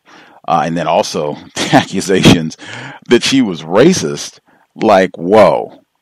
When I went to investigate that report, I was listening to hear what are these allegations going to be against Mariah Carey about sexual misconduct, because that was the lead. It didn't say anything about racism. Then you get, a minute or two into the clip, and now she's being accused of being a racist. Like, oh man, I said it. And this was another one in context. That's the Young Turks. We've heard a lot of their clips over the years. Again, I think it's very important in analyzing their material, because these are thought of as good white people. For starters, having any individual classified as white even raise the question, do you think Mariah Carey could be practicing racism? What if she says, I think white people are beneath me and I just despise white people, as though she's practicing black supremacy or biracial supremacy or whatever it is, racially ambiguous people supremacy. Any white person saying that, they don't get the benefit of the doubt. If you're white, you cannot be ignorant about white supremacy, racism. You know Mariah Carey is not practicing racism against any non-white person. You know that is foolishness. You're wasting time, and it is a distraction from authentic problems that are happening for you to be sitting up and talking about something that's totally nonsense. And whites do this all the time. It injects so much confusion. We talked about this yesterday in Crazy Talk, Stupid Talk. This is how you end up having so much confusion about the term racism. It gets inflated. That was the term Mr. Postman used. When everybody starts being accused of being a racist, O.J. Simpson is a racist. Mariah Carey is a racist. Now, it's confusion, and the people who end up being confused, non-white people, black people. Also with all of this, because George Takei, I think it's George Takei. He was in non-white male, so-called Asian. He was in Star Trek. He's been in a lot of other TV film over the years. He's older now. I think he identifies openly as a gay male. He's been accused of sexually molesting another male earlier in his career. I think the accusation or the accuser said that this happened in the 80s. The first thing that came to mind was, number one, I think with many different times where a white person is charged with a crime, a lot of times people have said that they see a pattern of, to distract, to take attention away from white people being criminals, whatever it is, child rapists or killers, shooters, whatever it is, sexual predators, there will be immediately attention towards a black person doing the same thing. or a non-white person doing the same thing. So it's, oh, this is not a white problem. Everybody, participates in these sort of crimes. I think right at the same time or near the same time period when there was a lot of attention and focus on Jerry Sandusky, child predator, child rapist, a lot of attention also went towards the black male that worked on Sesame Street that did Elmo, similar allegations. I think people have pointed that pattern out. I would say I suspect that could happen with these sexual allegations because most of the people that have been accused before Mr. Cosby, but most of the people that have been accused over the last year or so have been white, especially white males. It would not surprise me if it begins to broaden, where now you start seeing black people being accused, just something that I would pay attention to, especially with now Mariah Carey and George Takei being accused. The other thing with George Takei, I remembered when he labeled Clarence Thomas a clown in blackface and called him a black buffoon because Clarence Thomas gave a dissenting opinion on the gay rights when gay marriage came before the Supreme Court in 2015, which did pass. The Supreme Court approved gay rights. They called it one of the biggest civil rights victories of all time. And Clarence Thomas was on the, the minority side, quote unquote, minority opinion. And I think he wrote one of the dissenting opinions, but George Takei really went after him in a very racial way, focusing on him being black in his attacks of Mr. Thomas. And he didn't by name castigate any of the other justices who wrote dissenting opinions or cast dissenting opinions. Next, the situation with Devin Kelley. He's the white male shooter who was accused of killing 26 people down in Texas. This week, I thought it was extremely important where they were saying that when he was 18, he was, quote unquote, dating a 13-year-old. That is another one. Incorrect use of terms. That's something we focus on in this book, focus on this broadcast consistently. That's not dating. That is rape. That's not even statutory. That's just rape, period. It's no discussion. And they just try and slip that by you. Child rape, just try and slip that by you on a regular basis with incorrect use of terms. And that was widespread this week where I didn't see people referring to that as this person also had a pattern of being a sexual predator and raping children. I didn't see anything even close to that. It was dating as though they were in some sort of, cool little high school romance. Well, that's not the case at all. I guess if you need to think about it, 18, that would be like a high school senior, quote unquote, dating someone in the 8th grade, people in the States. If, you want to think about it, if you think, hey, that's no big deal there, that's not a problem.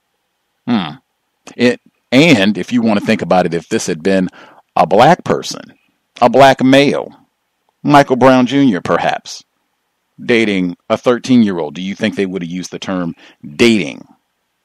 Also, when they talked about Devin Kelley, I thought that they emphasized the reports that I read, heard, saw over the week. I thought that they placed greater emphasis on the fact that he was wearing all black for this attack than the fact that he was classified as white. The lead that I saw in the New York Times was not another white man commits mass murder. It was dressed in all black. Just in my view, I think that's consistent because I've also seen that be a pattern at the beginning of the year when Donald Trump was being inaugurated. It was the same thing. They had protesters, but in black. That became emphasized. In black, wearing all black. Protesters running around the nation's capital, throwing paint and dumping over trash cans. It just, in my view, that's another way of associating.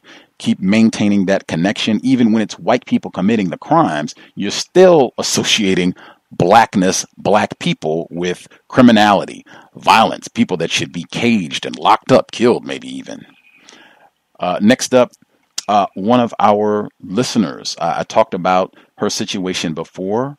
She is a teenager, high school senior, and she wrote us before. She was having a problem with a teacher. She had a non-white, non-black instructor. He had been accused previously of sexual misconduct. It was, I guess, not founded. He was allowed to continue teaching even though these allegations were levied. our student listener. She said that this instructor had made racist comments about black people. He had explained it away by saying that he was 12% black.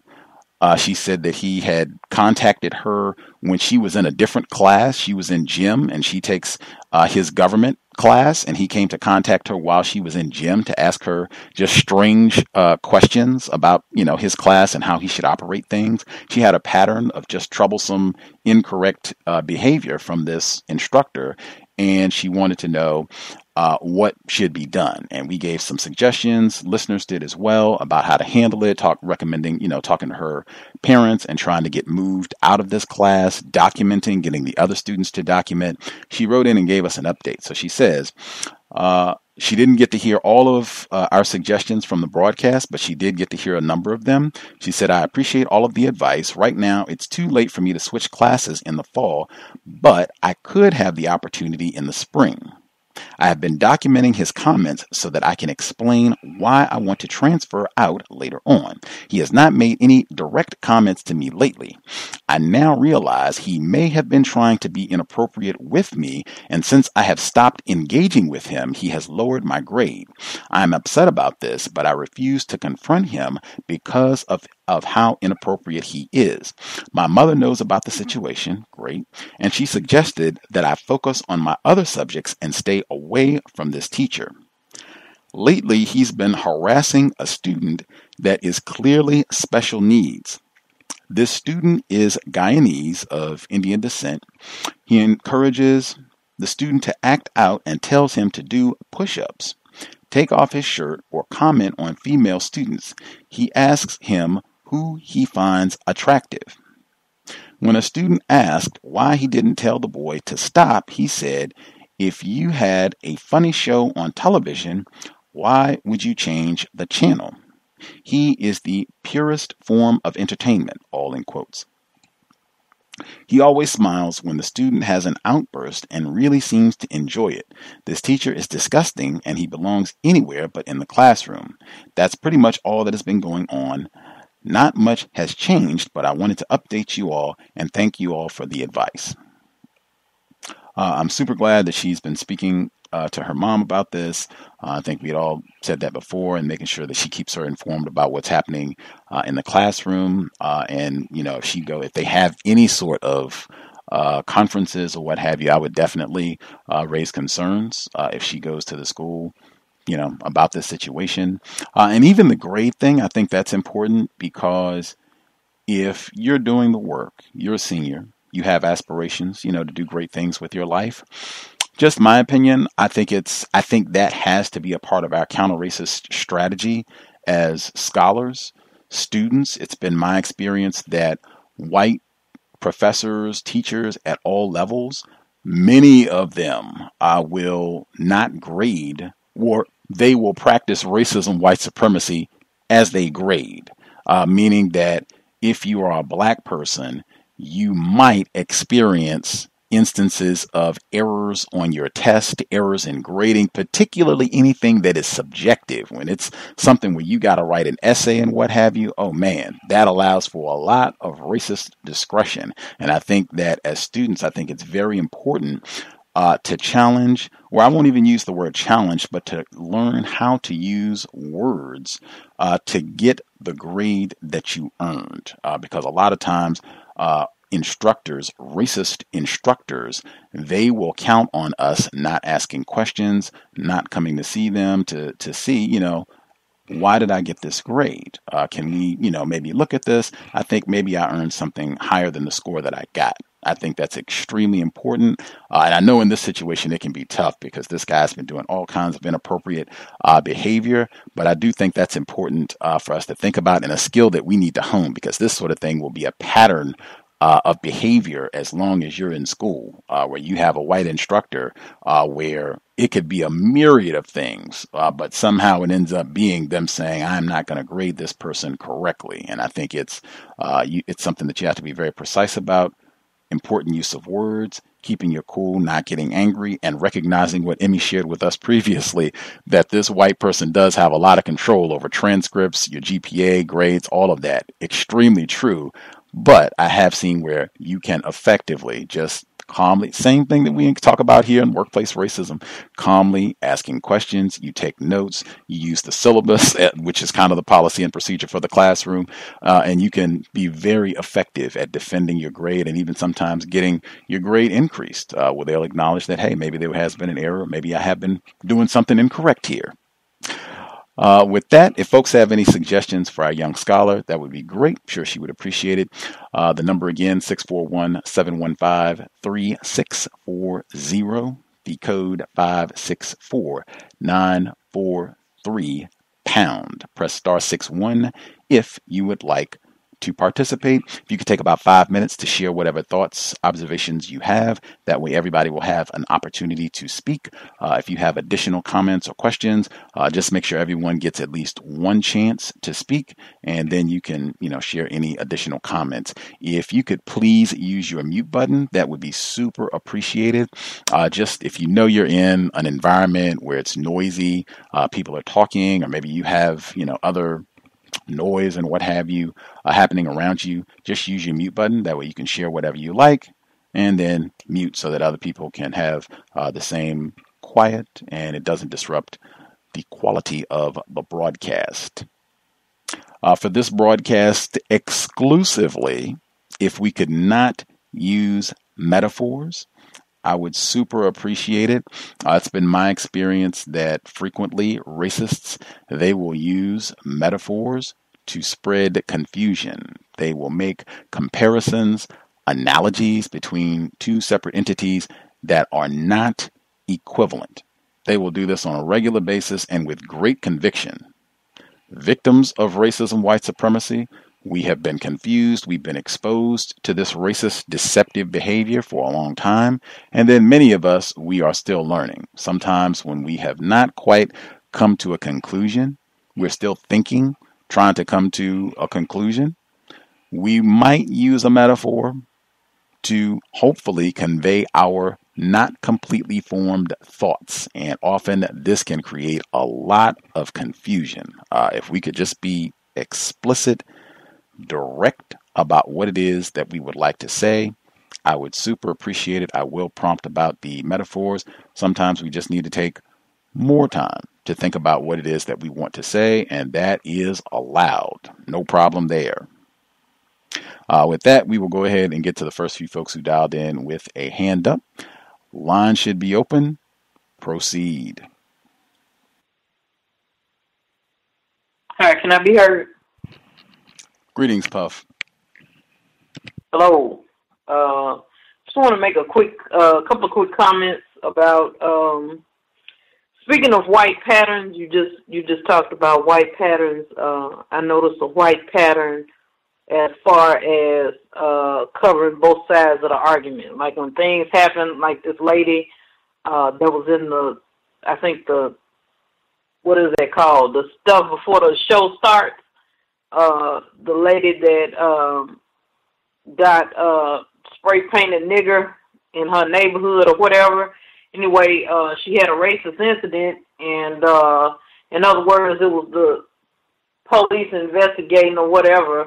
But I noticed that they cover both sides of the argument. Like whenever white people notice that you've been wronged by racist incidents, what they do is they come about and kind of quote unquote rally on your side or whatever. And it's like you get both sides. Are you for black people, against black people, or whatever? And I noticed that pattern, that they cover both sides of the argument.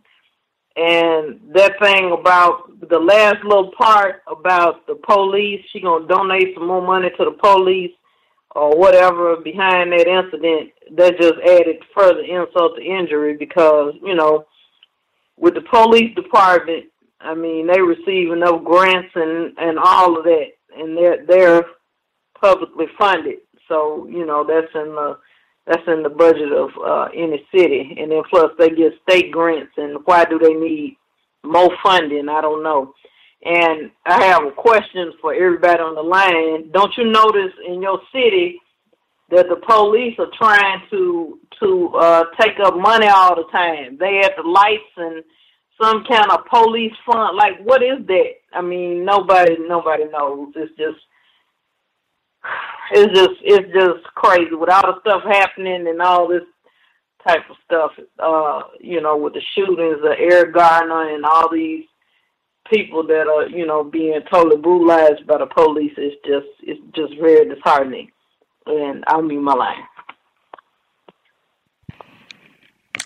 I did think that was a great point about the pattern. If a non-white person, black person is mistreated, abused in some way, that you will have whites who enter and say, hey, I'm not a racist. And it's so sad that this happened. I do think that is critical because it really emphasizes, or I think the reason that that's so important is make sure non-white people don't think that all white people are racist. It's very important to think that, hey, there are some good, not racist whites, and we're here to help and, knit you a sweater. We'll even help you scrape nigger off your garage. I think that's critical and a big time pattern. Other folks that we have not heard from at all, if you have a hand up, proceed.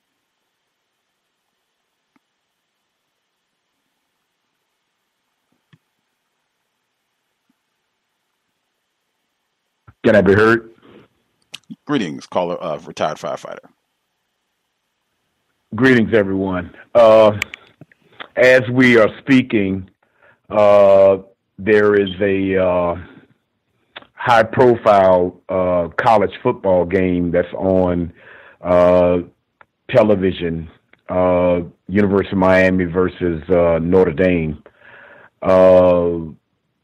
I think back in 1988, there was a white male who was selling T-shirts. I think he may have been a college student at Notre Dame, selling T-shirts stating convicts versus Catholics, or maybe the other way around. I don't think the order of things was count, but basically through racist codification, you can basically see that Catholics represent white people and convicts represent non-white black people. If you didn't know, University of Miami at one time was not really that good of a football team for long periods of time, and in and around the about mid to late 80s, they started recruiting a whole lot of black males on their team, and they all of a sudden started becoming very, very good. And what goes along with the meaning of being a black male also dominated the football program at the University of Miami, and they became very good to whereas Notre Dame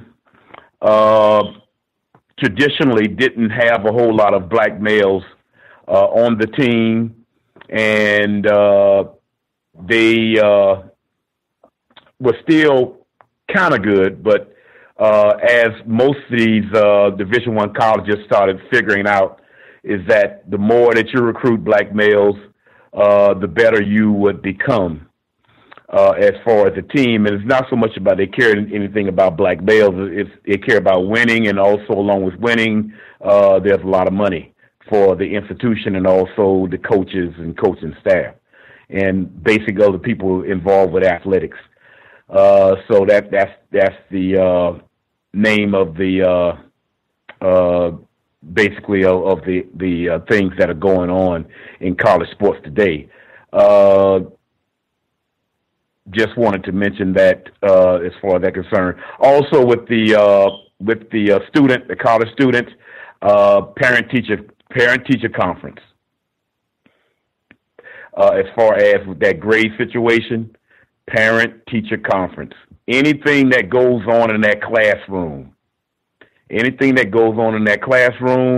that that particular child sees is not going well, of course they should, as we suggested before, should inform the parent. And from there, the parent should be entitled to, anytime he or she wants, is to have a teacher-parent conference, and also maybe a supervised one with a assistant principal or a principal in that room at the time to speak about anything that child is confronted with in that classroom, whether he she, I don't know if it's he or she that you were talking about, but whether or not that child is a grade situation or the behavior of the teacher or whatever it is, and that would perhaps put pressure on that teacher to at least be wary of that student because they have some sort of structural backing behind them. And that's it. Thank you. Great suggestions, retired firefighter. The Catholics versus Convicts game, they have a documentary that's just about that shirt, ESPN's 30 for 30.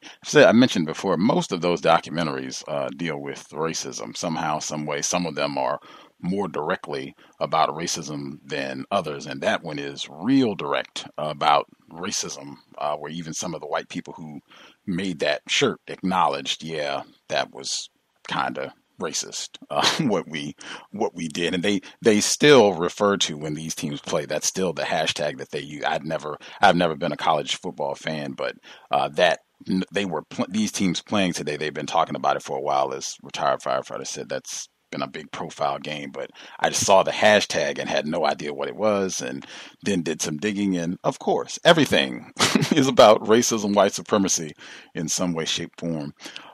And with the suggestion for the black female high school student, a great suggestion about parent-teacher conference. I understand for some parents it might be difficult if you have a work schedule or just you have a lot of things to do as a victim of racism in your daily activities. But if you can schedule time to actually go to the class, and particularly in a case like this where there are a lot of problems and he's doing a lot of incorrect things, that might be a big help if you can just go observe. I think most schools would welcome a parent wanting to come and just be in class and be a presence, showing a parent who is engaged with their child's education. I think most schools that would not be a problem. You maybe sign in and let them know that you're there. You get a visitor pass and go to the classroom.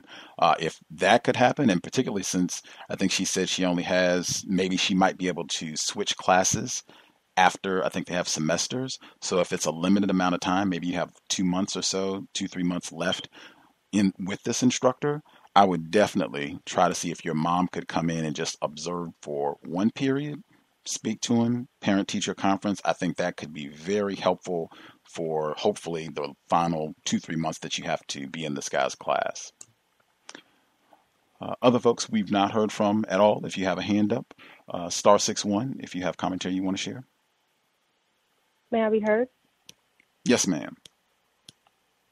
Hello. Thank you for taking my call, and hello to everyone. This is Red in Nevada, and I first wanted to start off with some notes about the segments. The first thing, of course, was the segment where the interviewer was speaking to the doctor about the opioid epidemic. And the main thing that stuck out to me was that how the doctor, he had gave 3 excuses as to why Black people or Black and Latinos, and I'm not a person who ever uses that type of alliance, especially with me being in Nevada, being back in Nevada. I see how Black people are treated by quote unquote Latinos. Anyways, but the first of the 2 excuses that he gave were he was definitely practicing racism, where and also he basically ended the comments saying that, oh, well, this could just be some unconscious thing, makes me think about, oh, well, unconscious bias. It was just, I just thought that whole thing was ridiculous. And as I've been speaking about for a while now about the opioid epidemic, I mean, whites are not really taking into, or I don't feel like they would ever actually admit the fact that they are the ones who, of course, started this epidemic, and just leave it at that, not saying any and not going into, well, it's making up something else, like making up another excuse or what have you. It's always just somebody else's fault. The other thing that I wanted to point out with this, with the other segment about the two black males who were found, who were killed by the Klan.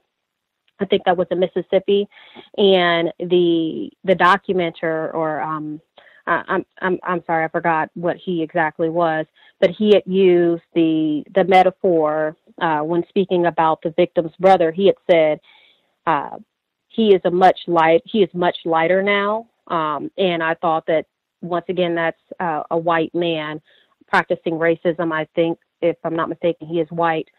He was practicing racism now that, before this black male, he was very upset. And now, since, they were able to do more for his brother's cold case and actually get it resolved, if I'm not mistaken, then that means that now he's transitioning. And I think he also used the word transition, and he's a lighter person, whiter person. So that's the other thing. And then the last thing that I wanted to comment on about me being in Nevada, being close to Las Vegas, and it kind of goes into the segment about the white people, the white man who shot up the church, and how, guns will never go away. In Nevada, they are still having gun shows. And I actually saw a person holding up a sign saying, advertising guns. So if you can have the worst, quote unquote, at least to white people, the worst mass shooting in history, and you could still have, 2-day gun shows and what have you, big advertisements about guns, there's not going to be a change. I'm sorry. The last thing was, I spoke about the whole hashtag Vegas Strong slogan, and I'm seeing now businesses, I actually saw one law firm, a lawyer, he had that hashtag. He has a big billboard, and he has that hashtag almost as if it's a marketing ploy. And also I wanted to say, just listening to the Neil Postman book, I think it was definitely constructive, much more constructive than the Frantz Fanon book, and it helps me to understand better how white people talk and how they are using words to make sure that they are still, everyone is still in that same, white people are still in that same semantic environment of racism, white supremacy. Thank you. Appreciate that, Red in Nevada. Great observations about the guns still being sold in Nevada. I don't think, if you haven't been to Nevada, I think it's difficult to appreciate, if you don't understand what it means to be white, and if you have not been to Las Vegas, prostitution is legal. They sell liquor in the grocery store. They have slot machines in the grocery store. I mean, it's just vice on top of vice on top of vice in that sort of environment. And then the guns and the gambling and everything else. It's just, I'm not surprised at all that, the shooting and everything, literally an hour, 24 hours, and it's back to casino. I mean, they got deep fried Twinkies. They brag about having deep fried Twinkies in Las Vegas. It's probably connected to Dr. Welsing's theory in some way as well. We have other folks who had commentary we've not heard from.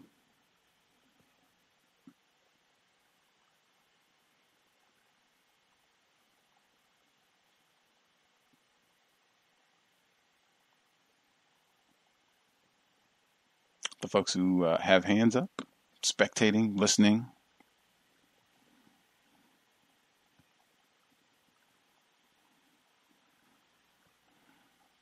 They're just hanging out, I reckon.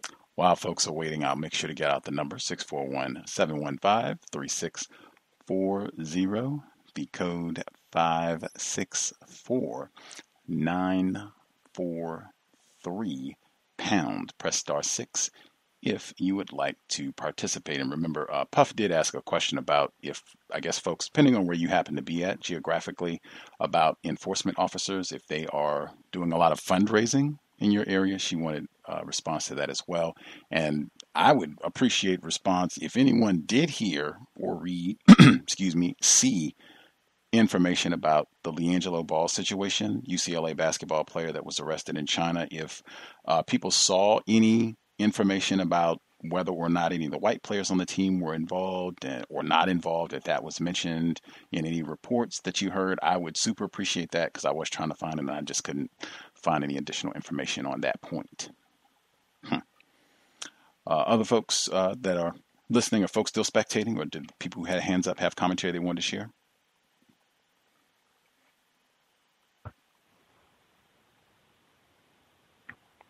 Can I be heard? Yes, sir, Roz. Hey, greetings to you, Gus, and to all the callers and listeners. To answer, was it Puff who asked the question? I'm sorry, I don't want to get the name incorrect. Correct. Okay, thank you. Yes, I have noticed that the police or PAL, and they're out with like the buckets on the corners, asking for money and all of that kind of stuff. I don't know why they do that stuff. I just think it's just their own form of crowdfunding, and the crowd is the people driving down the street. And if they choose to fund whatever these police are doing, to me, when you give them money, it's just paying them for killing us and abusing us. But yes, I have noticed that. I'm thinking it could be something that they're planning to do nationwide that we're not aware of yet. That could be facilitating it, now that you brought that up. And it's good to kind of find out when these things are happening in more than one place. It might give us insight to some of their machinations as things develop. Now, to jump on these clips, the clip with Cenk Uygur, I can't stand those people, and I put people in quotes, but I can't stand them. The white female, man, did she expose how she is not confused about racism. Just her whole understanding of the fact that non-white people, victims of white supremacy, cannot be racist. Man, she just made it quite plain in how she explained everything, and I thought that was great. I think that is the sort of information white people exploit quite often with non-white people when they do things, and non-white people react to them, especially if the non-white person may not be as codified, and they might react in a more emotional manner. That white people will exploit the fact that they know that a victim of racism can never practice racism against their oppressor. It's an oxymoron. It's just non-existent. So I think that's something we should always be aware of, because all white people know this when they deal with us. It's about how we work with them, understanding that they're predatory. They're apex predators. The clip about Mariah Carey practicing racism on her white Italian security guard, I found that quite interesting, because I did read an article about that. And from what I read in the article, she did say she would prefer to have black people around her, but it alluded to the fact that the white security was practicing racism. So to me, it looks like it could be where they're turning it against the victim again, in this sense, because from what I read in the article, it seemed to me that the white people around her were practicing racism, and she didn't want white people around her. She wanted black people around her. And they're using that now to add her to the mix of all the other psychopathic sexual deviance that's taking place. The clip on the child that had the genetically modified skin developed to save them, really, it just takes white survival to a whole new level. If they're able to generate new skin for a child who, and this should really let us know, look at the diseases they have. Like, what kind of disease is that, where your skin doesn't form normally and function as one flesh? They're like separated, and you're getting bruised. And what is that? And I mean, some of our people will do anything to have children with that. Like, that's crazy to me. Like, like just the whole concept of that illness, and it comes from them being inbred. All of these things are spin-offs from them being an inbred race. And if we really understand that, we will stay as far away from them as far as any sort of sexual contact as possible. It's just out of control. But I just think it takes their ability to try and save themselves to a new level where they might be able to genetically modify skin that might get dark to protect them from ultraviolet, but get white enough for them to still call themselves white, and all kinds of crazy stuff. And all of this stuff is going to be used to benefit white people, not black people. I thought that I think it was Red. I think that what she said about the clip with the opioid epidemic, yes, they were practicing racism profusely throughout that whole section. And excuse me, it's interesting because I think the epidemic really started from white people doing what they thought was taking better care of white people. Because in medical apartheid, when we studied it, they talked about the fact that white people would say that blacks had a higher threshold for pain threshold. So they would not give them painkillers or give them inadequate painkillers, whereas white people, they would give them any sort of painkiller that they wanted without any questions asked. And in their minds, they were thinking, oh, we're giving them the best of care, because they're in pain. But the side effect was this opioid addiction. But it was really done on purpose because if you really study the history of this stuff, the military was guarding the poppy fields in Afghanistan. So they were the ones bringing the drugs here in the first place. And they just caught a doctor. I talked about this like 2 weeks ago. That made over $1 billion off of the opioid epidemic by paying doctors to give their patients opiates specifically. And he has done it with so many doctors across the country. He's a billionaire, and he's actually now going to be, I think he has to have a hearing in front of the federal government regarding his involvement in this opioid epidemic, because he's involved in just about all the major happenings there. So this is not new, and they were definitely practicing racism, and it ties into medical apartheid and the fact that we've been through this before. We've seen it in the 70s with the heroin epidemic when they were labeling us criminals instead of people with a medical problem that need help, like the white people are being labeled. So when you couple our experience with white supremacy regarding drug use and the fact that they were practicing racism, saying that we had a higher threshold for pain, that's why we're not as addicted to opiates as they are. Thank you. I'll mute my line. Appreciate that, Can I be Roz. heard? Yes, sir, Mr. Steele. Awesome. This is Ken Steele, and I am currently in Los Angeles, California. I wanted to report on some of the goings-on with regard to some of the, I guess there's this wave of, or rather there's this movement of outing people for past indiscretions that may be associated with, coming on to sexually onto other people in Hollywood. They're talking about this in particular throughout the media. And something that really struck me as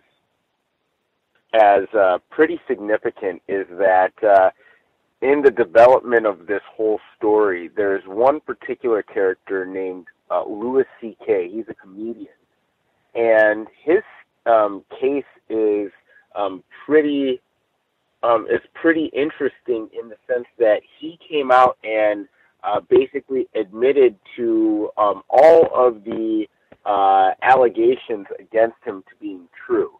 Now, if I read the allegations correctly, he basically forced multiple women to watch him masturbate, and then in some of the stories, they include him physically restraining women and putting them in enclosed areas, notably a bathroom in one of the stories.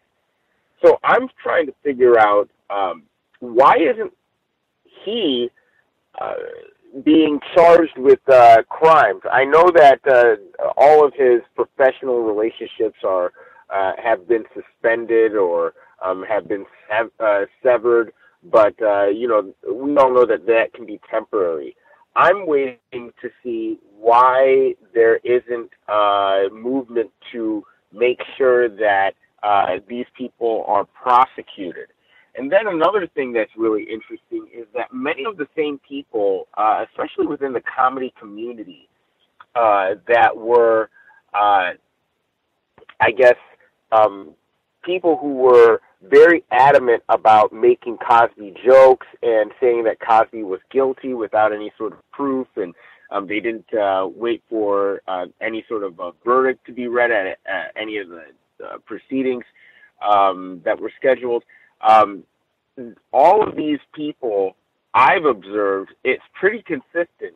The white ones especially are either silent or they are even sympathetic to Louis C.K. I remember seeing a post from one of my colleagues in the comedy space, a female who I remember making Cosby jokes and insisting that he was guilty. She said that the apology that he gave was, quote, perfect. And that's a word that, again, I've seen used to describe the actions of suspected racists on social media and other platforms. And I'm just saying, like, it's very, very telling how the difference between the reactions between Cosby versus the Louis C.K. situation. And it's very telling how there isn't really, apart from Harvey Weinstein, I haven't heard of police involvement or investigation into any of these people. Maybe Kevin Spacey, but I don't even know if that's the case. If that is, feel free to correct my record. But this whole case, it's really disturbing, and it's very revealing how the system of white supremacy is working. I believe in the New York Post, there was even an article that said Louis C.K. is a pervert, not a predator. And then it went on to explain how he is not like Bill Cosby and Michael Jackson. And those are two names that I see that are brought up in this case a lot. Again, everybody is really seeming to attack the victims of racism that are implicated in these cases and give the benefit of the doubt to all of the suspected racists that are being accused of all of the sexual impropriety. And then I'm wondering, when are they going to admit that this sort of behavior is just white culture, as opposed to some sort of anomaly that is only occurring in Hollywood or only occurring in these particular settings? When are they going to come out and say, hey, this is just a sexual identity that we have? The clumsy sexual approach and the sexual assault method of procuring women or affection. It's really puzzling to me. And I guess I will mute my line at this time. Thank you. Appreciate that, Mr. Steele. If we have other folks that we've not heard from at all, feel free. And the number again, 641-715-3640. The code 564943#. Press *6 if you would like to participate. Folks we've not heard from, if you have commentary, proceed.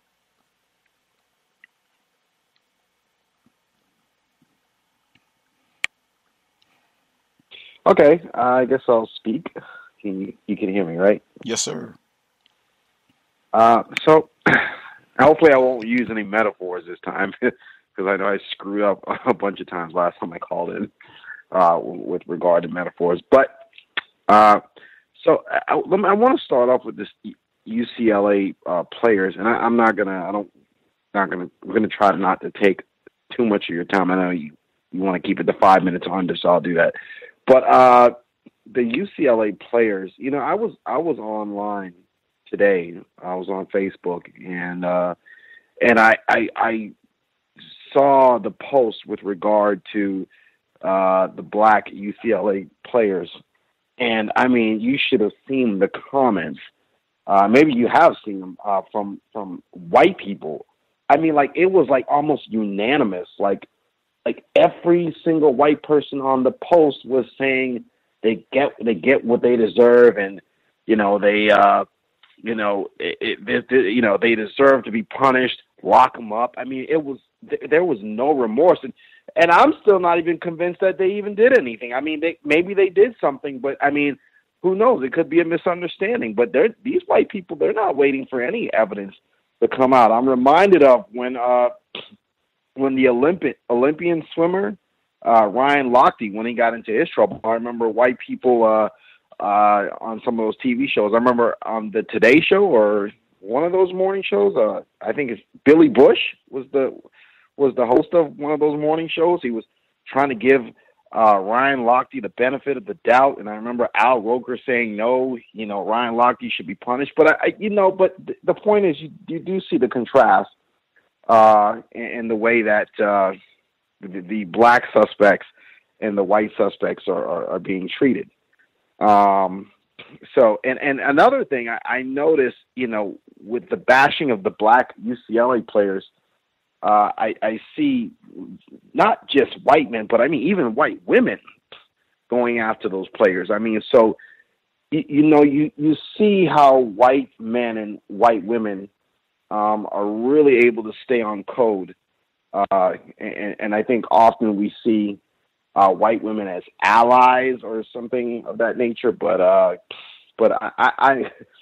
mean, that just doesn't really. I'm not sure that's really the case.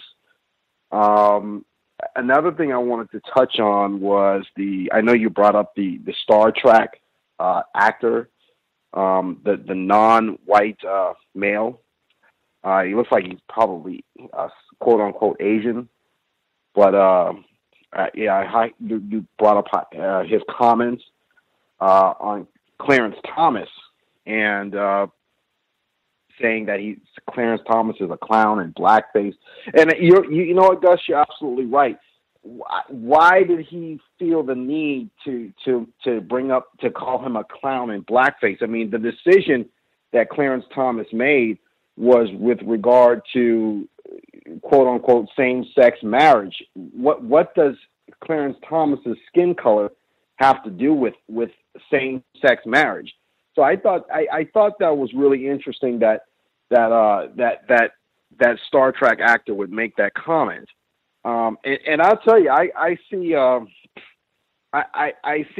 this type of behavior from non-white, non-black people all the time.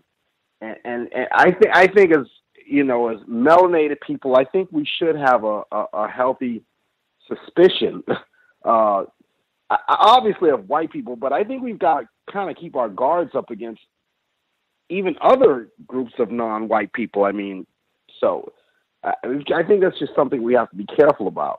And then I'll make one last comment with regard to the opioid whole opioid epidemic. It's interesting how even the name itself, I think, is embedded in racism. I mean, opioid. I think just the naming convention of it is racist. I mean, it sounds so innocent. Honestly, I made a joke once. I said it sounds like candy, and so I mean, so I think racists are very good at the way at being able to portray things a certain way to make them look more innocent than what it really is. And so, but I think that's I'll end my comments. I think I'll end my comments there. Thank you. Yes, sir. I would only add the logic in terms of what you said about quote unquote keeping our guard up with other non-white, non-black people.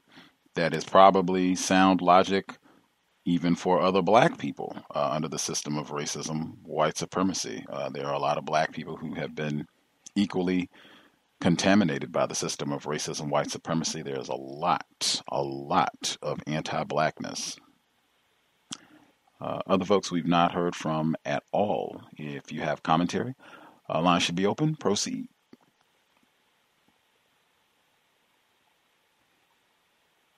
Can I be heard? Yes, sir. Yes, sir. Greetings to you, the host, the callers, and the listeners. This is Mhandi. I was calling about, I was listening to a number of black speakers just speaking on their predictions of what's going to happen in the next number of years. And there's black people giving predictions into, 2050 and beyond, the year 2050 and beyond, of white people still being in power and still having white supremacy over us. And we still all being subject. Of course, that's what it means to have white supremacy, is we all still are subject to it. But, I'm just wondering, why hasn't any of the black speakers given scenarios where we defeat white people within much shorter time frames than, the next generation from us or something, or try to wait for them to die out after, 3 generations or something. It's just, I wonder, why haven't any of the black speakers given, real scenarios of, okay, if it was to happen in a year, okay, this is everything that would happen. This is what the risk would be. This is what we would do if it was X period of time. This is what we would have to do.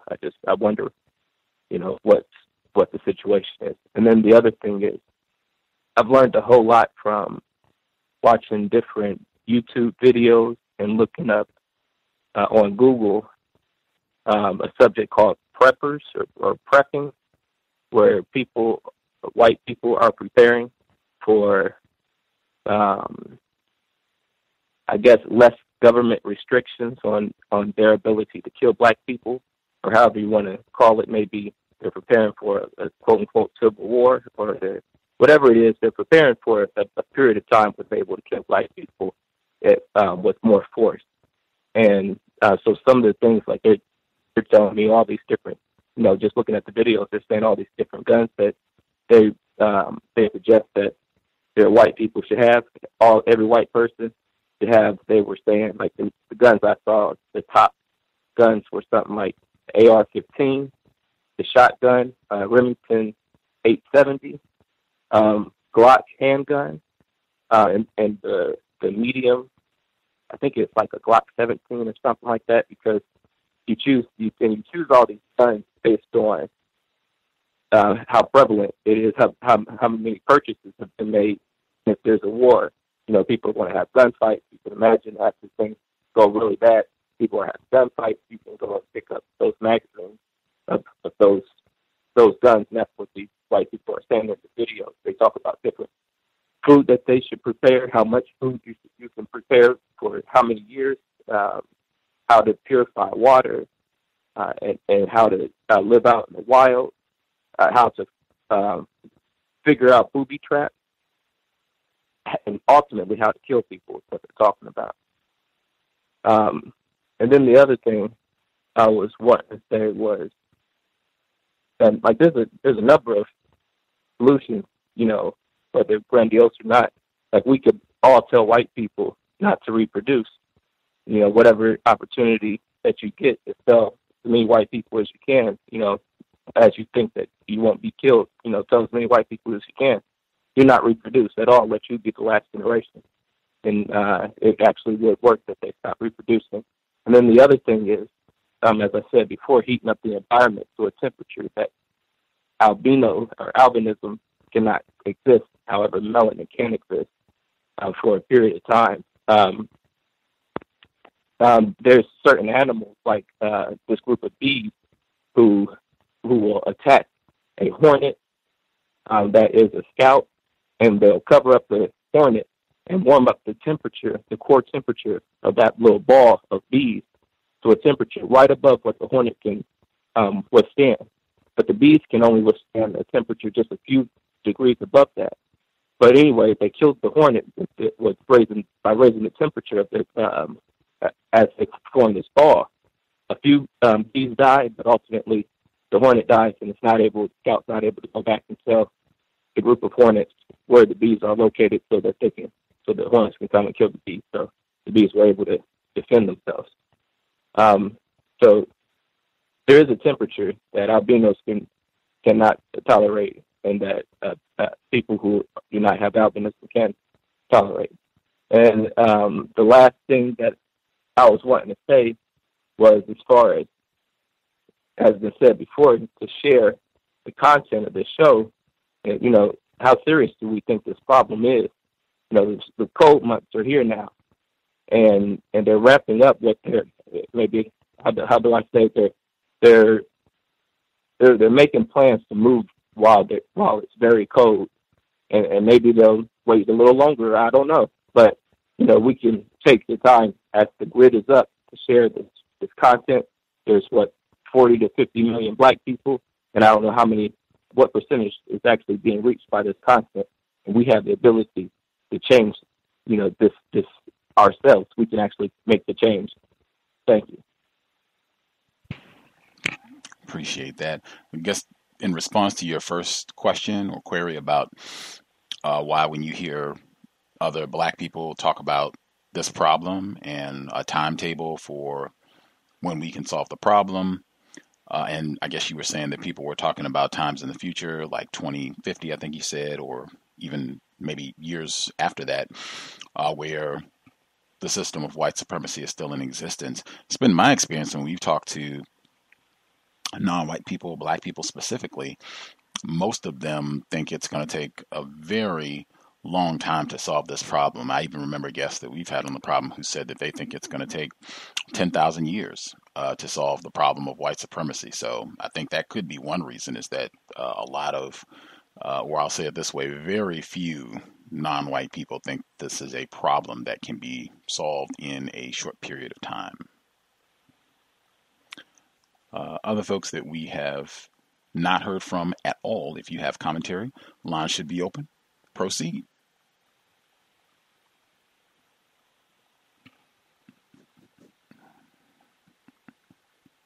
Not be heard?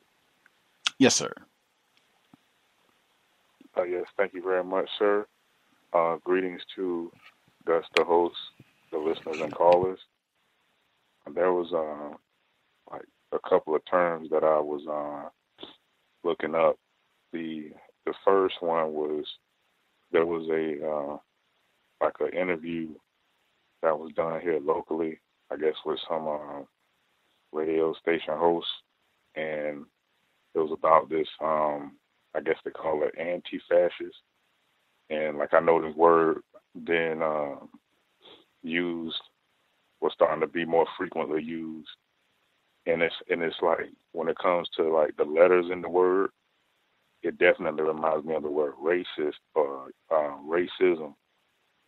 And it seems to be used by white people at a high rate when they're referring to, I guess, non-white people being the victims of racism. They'll use the word fascism.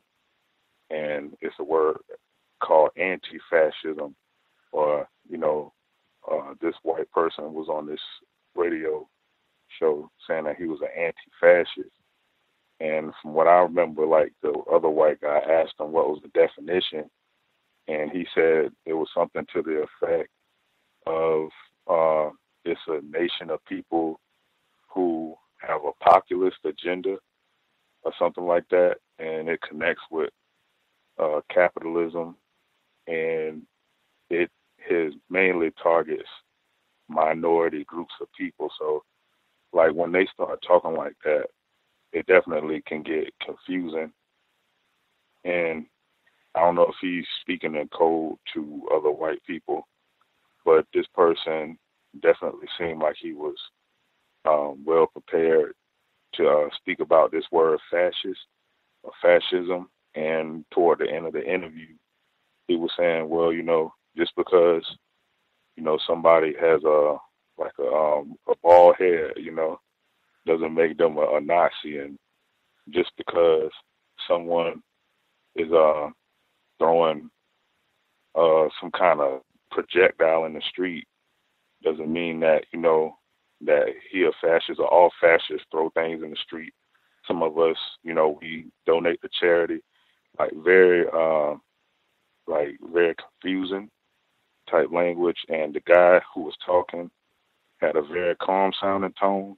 But I think that's the agenda, to get a lot of black people using that term, fascist instead of racist. It's a very similar word, similar syllables, but I think it starts with an S instead of an R. And in that term, the black identity extremists, and then Richard Spencer, he using the term identity politics, but he a white person, and he using the word identitarian, but nothing really following him, as a white person. And he did a interview with a black male, I guess a British journalist, and there was a section of the interview where he was talking about this so-called white ethno state. So, the black guy, he asks him, he says, a safe space, like, why do you need a safe space? And Richard Spencer, he says, well, why do Jews need a safe space? Why do, such and such need a safe space? Like, he didn't answer his question. So he asked him two questions while answering his question. And then, the black male started answering his question, very slick with how they talk. So that's one of those tactics that they continue to use. And he still likes to bring that, I think his name Mike Enoch, and the one female that a couple of weeks ago, she definitely, I think, used some form of codification, and she was saying, no, hey, I didn't ask you the question. I asked Richard Spencer the question. So he gave the microphone right back to him. So just wanted to point out some of those things. And that's all I have right now, and thanks for allowing me to speak. The legend, Richard Spencer. I saw one of his interviews from this week as well. He's crafty. That is standard. In my view, that is a standard, one to be expected tactic of racist white supremacists. When you ask them a question, they respond with a question. And for a lot of non-white people, they get us. We end up responding and talking, and they evade ever answering the question. Not surprised. Richard Spencer is not ignorant about racism, white supremacy. Did we have other folks that we have not heard from at all? Anybody that we missed completely? Have a hand up who wanted to share? Oh, another caller down in Florida. Princess, did you have commentary, ma'am?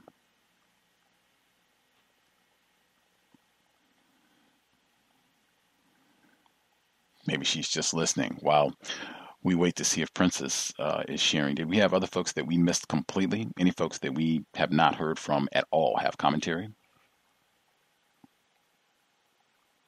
Give me just a moment. For sure. That was Princess. Thought she might need a second. While she's taking her moment, did any other folks have commentary? I'll be heard. Greetings, Thomas in New York. Greetings, Mr. Gus. How are you, sir? Right poorly. To all the callers. Right poorly as well, Gus. Right even more poorly. I want to say to you, though, you have the best show anywhere on the planet, period. Most productive show, period. And I claim you to be the king of counter racism. Gus, that's your title. The Catholics vs. Convicts. I saw the documentary a long time ago, a while back. And mind you, Notre Dame has a huge white leprechaun in the middle of their football field in a fighting stance, like he's about to fight. Looks sort of like McGregor. the victims in this whole thing was the University of Miami players who were core convicts, who were already, like firefighter said, going to this university. They didn't really want black people, but they wanted a good football team, so they sent them there. And they made the victims in this documentary, however, the white boys who made the racist T-shirts. Their woes of doing this T-shirt and making, I think, $30,000 selling this Catholics vs. Convicts T-shirt and the punishment that they got. And then their life went on. I mean, one went on. Sorry, my earpiece fell out. One went on to be like a senator or something. I mean, they had a great life. I mean, they got suspended or whatever. It was just a mockery. To Puff's question, the police here in Jersey, they do it a lot, but in New York City, I don't recall them ever asking for money to support their 60,000 plus strong police force here. And they always every year they're breaking in record number recruitment. So, but what we do have here that I never realized in Jersey when I lived in Jersey, and I'm not sure if it's just the cable provider I have, but we get these emergency broadcast things that the loud thing that goes across. And if this was an emergency, that comes on about 2-3 times a day, which I think is like ridiculous, and I always wondered why. The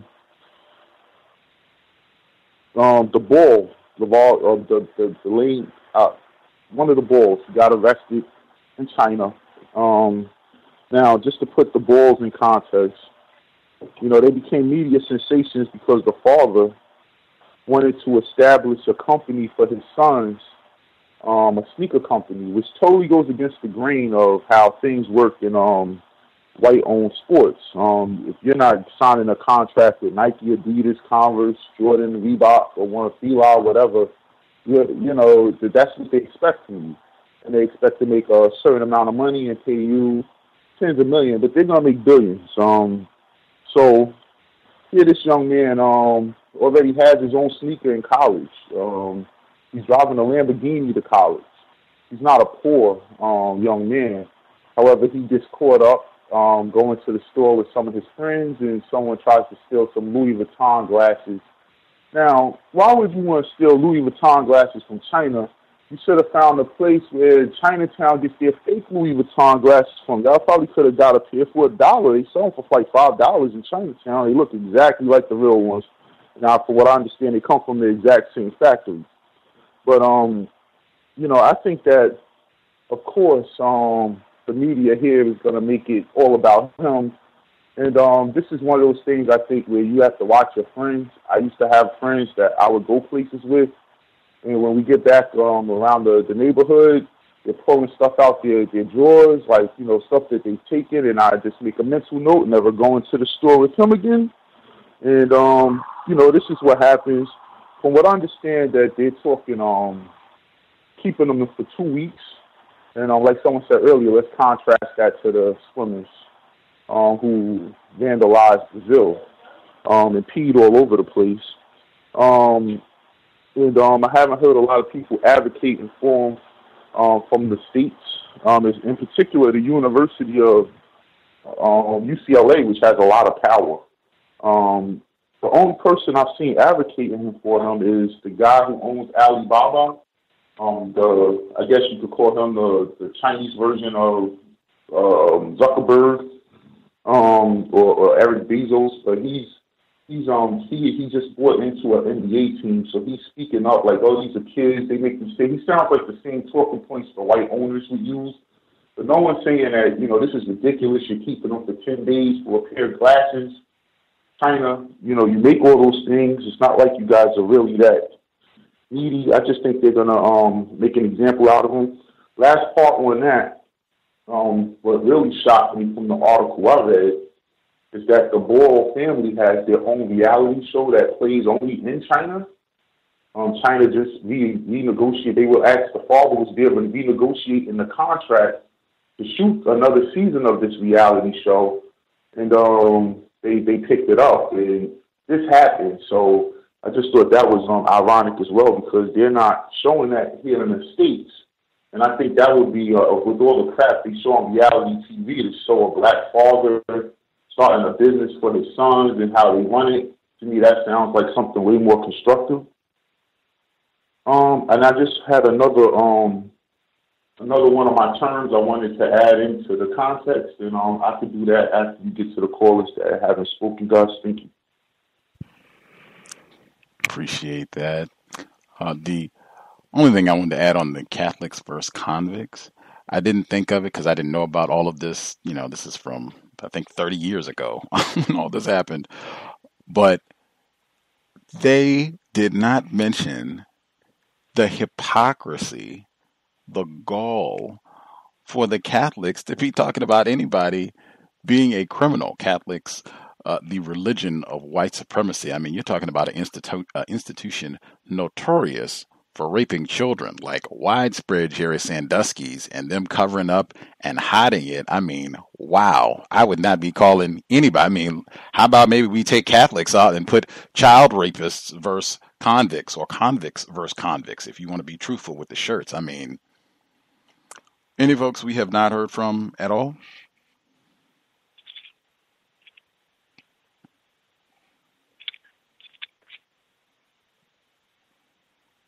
Are there folks we missed? Anybody that we have not heard from? Oh, Princess, did you need more time? Forgot about that. Hello, can you hear me? Yes, ma'am. Okay. Good evening. I just wanted to share my recent experience. I've been searching for an apartment, and I was trying to stay on this side of town here in Ocala, and I had went to one place, Crosstown, and initially, saw the place online advertised, and overall, when I got there, I just immediately, it was a legitimate developer and stuff, and so that wasn't the issue. It was just it was a white female receptionist there, and it was almost as if when I came in right away, she was already trying to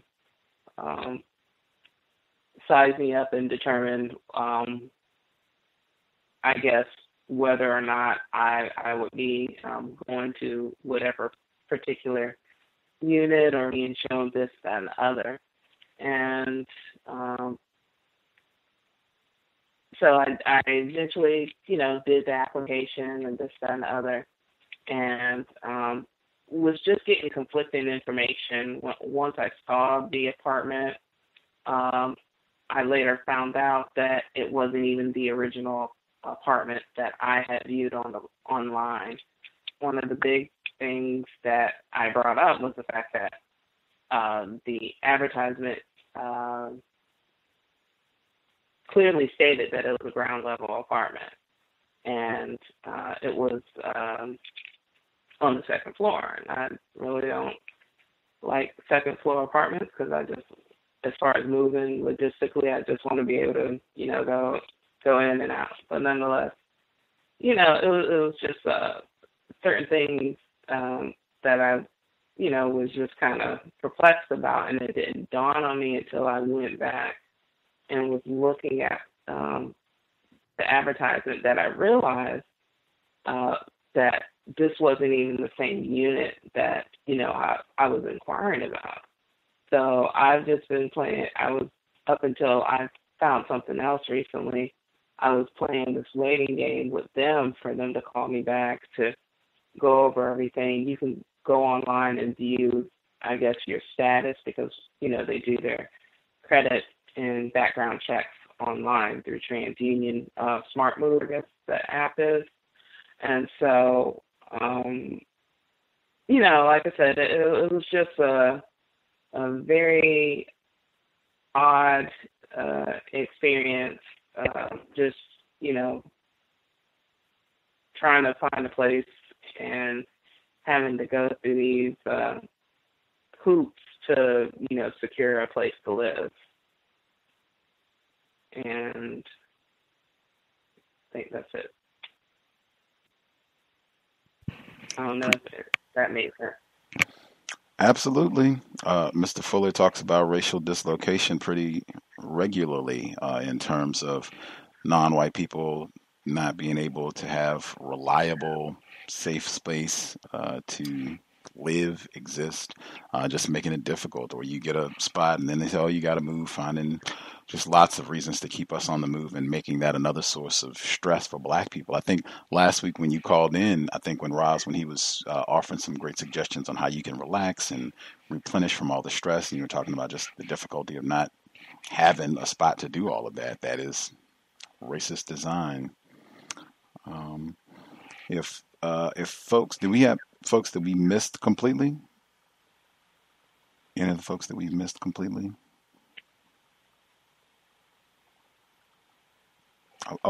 Emmy, if you had commentary, if folks had any suggestions for Emmy or folks who are dealing with these sort of problems when they're out looking for a residence, that would be great as well. Emmy, did you have commentary you wanted to share? Can I be heard? Yes, ma'am. Greetings, everybody. I think there was a few things I wanted to comment on, but there's just one thing that I feel like I just have to say, which is why I'm chiming in kind of late. Regarding the Mariah Carey situation, right now it's what I'm about to say is pure speculation, but there could be some justification to it. If she only prefers black bodyguards, now if one could say that maybe she prefers black bodyguards, maybe she's more attracted to black men, so she wants to be surrounded by black men, or that black men are supposedly like more aggressive or something like that, so she feels safer. But I also think that there's a possibility that she might want to be surrounded by black men because she feels safer, but not because of some kind of violence or aggressive stereotype. But that I know that she's non-white, and I think she might have a white parent or whatever, but I'm sure that she has seen a lot, has been in a lot of situations. I'm sure that she's very much aware that she's not white, and that there's a certain level of comfort, I think, I could be incorrect, to being surrounded by other non-white people when you're not white, even if you're not all the way black. I don't know the correct way to say it, so forgive me. And when that's not talked about, and so what I'm saying is not just specific to Mariah Carey, but when that's not talked about, I think a grave injustice is being done, or deception is being practiced.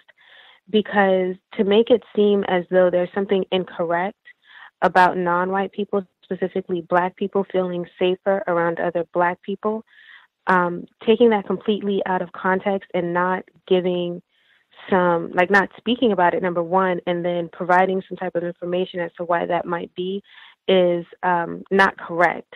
And because there's, when you've been mistreated by white people for so long, and you're constantly mistreated by white people for so long, and given the current obvious temperature or climate, I don't know if those are metaphors or not, but given the way that things are now with Trump in office and post-President Obama's time in office, I could see that as legitimate. You don't know.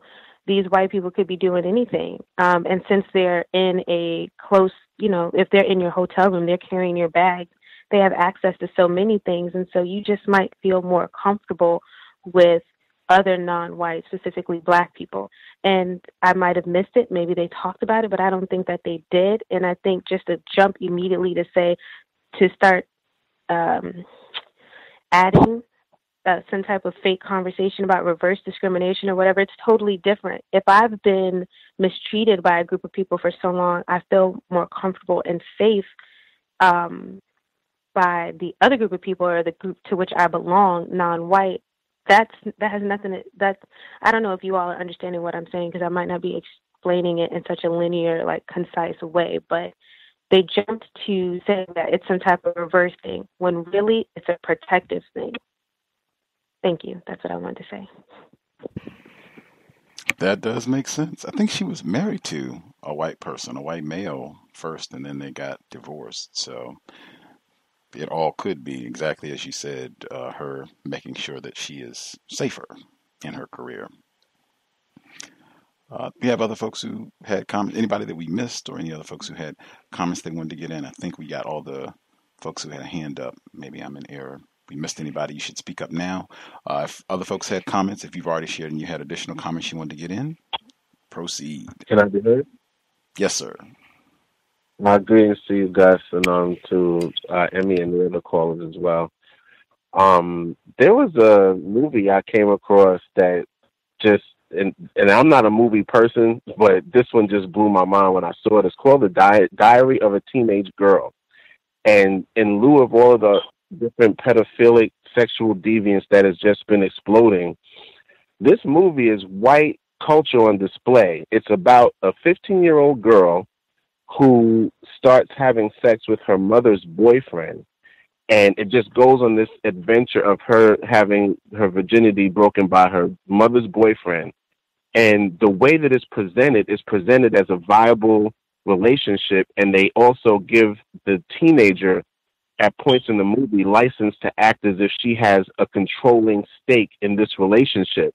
And then later on in the film, she makes a joke with the main character, the male character, the mother's boyfriend, makes a joke. This is a joke saying she's going to tell her mother. And then he turned it on her and said that she was controlling him by threatening to tell her mother. And I was just watching this whole thing play out. And I'm like, I used to always wonder, what is the mental state of Quentin Tarantino, Stephen King, all of the people that make these really twisted movies, whether it's sexual deviance, violence, horror, gore, all of it, just to have the mindset to create something like this and call it art. And in this case, you're actually presenting pedophilia as a relationship scenario with the child being given some sort of false sense of power. It is just white people tell us who they are in every area of people activity. And watching this was just incredible. It was disturbing. I mean, it didn't show anything crazy as far as just anything explicit, but the concepts in it are disturbing. And I think it gives serious insight into the way the white mind works and functions. And also this evening, there was a documentary that came out on Jeffrey Dahmer. It's called Dahmer on Dahmer. And it was on the Oxygen channel.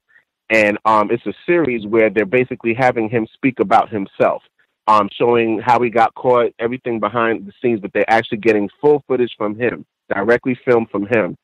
And it's quite fascinating. I know you've done a couple of shows regarding Jeffrey Dahmer. We know that Nearly Full of the illustrious elder has stated that he is one of the greatest, if not the greatest example of white supremacy and how it functions was Jeffrey Dahmer. This documentary is incredible, but it's called Dahmer on Dahmer, and it just came out tonight.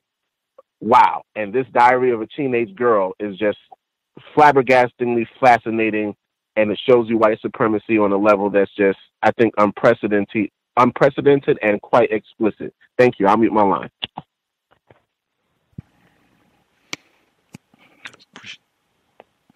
Appreciate that, Roz. Did other folks have comments here they wanted to make sure they get in? Last, we have about yes, retired firefighter. Yes, sir. Yes, sir. This is in reference to a Welsing, Dr. Welsing analysis. I will first name the issue. Is called, once it goes back to this football game. It's called the turnover chain. And a turnover chain is something that was created, I think, this year in football, something to motivate the players, in this case, the defensive players. I don't know exactly where it started at, but I'm looking at the University of Miami Notre Dame game, and it is given to a defensive player if he makes a turnover. A turnover is like an interception. If you didn't know, I'm talking to people who may not know. A turnover is when on defense you get the ball back from the offense. That's either through a fumble, interception, from that standpoint. And what this player gets is a huge gold chain. Now, I'm pretty sure it's not actually gold in itself in real, but it mimics. It may be. I don't know for sure whether it is or whether it's not. It's not essential. But actually, what I'm seeing with this gold chain, it's once again coded for black males, young black males primarily. I'm just looking at this and having a Dr. Welsing type of analysis with this. And primarily, with University of Miami, especially University of Miami football players, 95 to 90% of them are black males, and every last one of them on defense is a black male. So I'm thinking, what's next? For a turnover, you get a watermelon or some bananas. The next, as far as the next idea, I really don't see any difference between the two. I mean, between the three. Although they're calling it a turnover chain, just a thought as I've learned, especially through this program, I've learned to watch television with the sound off, especially a football game. I don't need to hear someone talk about football as long as I've been around it to watch a game. And that's an analysis that I had by watching this game. Thank you. May I be heard? Yes, ma'am. I just wanted to comment on a couple of other things, or I wanted to elaborate on one thing and then answer Puff's question. I know back in Ohio, I think it might have been the police. I know for sure, of course, there would be people asking for money. It might have been either firefighters or law enforcement officials. But also, it was funny because when I was back in Ohio, I had got a call from Nevada, and it was someone from like a police or a law enforcement official office asking for money. So at least in the past, what I've occurred with here is in Nevada is that they will actually call you. Not sure how they even got my number, but they were soliciting donations that way. The other thing that I did want to elaborate on was just the book study. What I was basically trying to, I guess I didn't get it out correctly, was that with the segment, since I did finish the book study, is that it's really making me pay attention to how white people, when they are speaking about racism, how they take these, I guess, verbal cues from each other, especially when it came to, I noticed a lot when it came to the segment about the two black males who were killed by the Klan in Mississippi, how it seemed like the white journalist, and I forgot exactly the wording, but how she was basically saying, well, how could this be? How could this cold case happen? And then of course the documenter, he would basically, kind of offer a sympathetic answer, but then also back it up with, oh, well, these people aren't, we really can't, they really couldn't help it because of, I guess when he was talking about like the federal, the FBI, well, it wasn't really their fault because they had other things going on. One of these other excuses. So that's what I wanted to say. Is definitely helping me better understand how they are practicing racism and how they are making sure that everyone, even in your speech, even if you're supposed to be talking about racism, how you're still supposed to speak about it in a particular way. Thank you. Thank you for that elaboration, Red in Nevada. I think that's absolutely correct. And I think white people, they are phenomenal. Exactly what you said. And I think you can have whites that are strangers. They've not talked to each other at all before. They've never met each other before, but they can just pay attention to word usage. When they're speaking, they can be speaking in front of another black person, other non-white people, and just that alone can be enough for them to understand what's happening and what they need to do to make sure that they dominate that situation. They are outstanding with just being able to use words and pick up on verbal cues in the semantic environment. Absolutely. Other folks, if you had Thomas in New York, yes, sir. Yeah, Gus, I got to get Red. I'm used to Red from Nevada, man. So used to Red from Ohio. And what the firefighter said, man, it's a rapper from New York named Cameron, who he has a line where he says, back in the days, we were slaves, whips and chains. That's tradition. Now all I have is whips and chains. So they know how to, a car and a chain is how they get a black person. Unfortunately, a lot of times to do their bidding. I wanted to talk about a term. Now, this is not a mental disorder. This is what whites suffer from. It's a genetic disease. And I call it terminal sexual deviant syndrome, uncurable.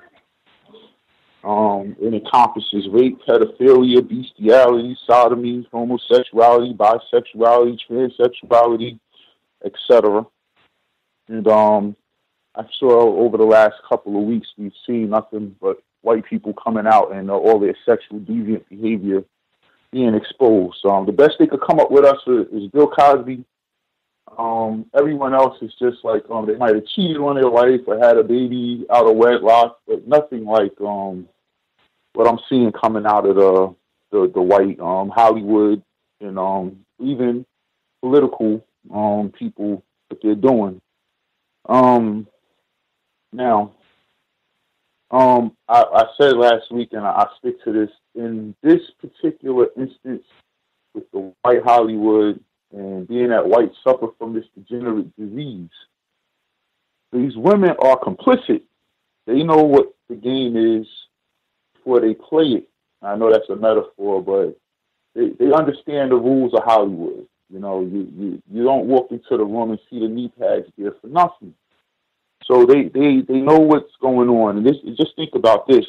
What's come out, I mean, this is probably every actress in Hollywood had to compromise themselves to get the role they got or to get the commercial they got. Or little boy stars, it's got me looking at them like, well, did their parents sacrifice their,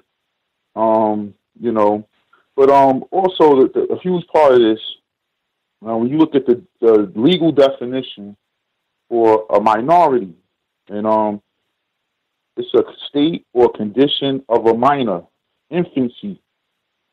And you look at the legal definition of a majority, which means full age, the age at which by law a person is entitled to management, they put that as two different words, management of their own affairs and enjoyment of civic rights.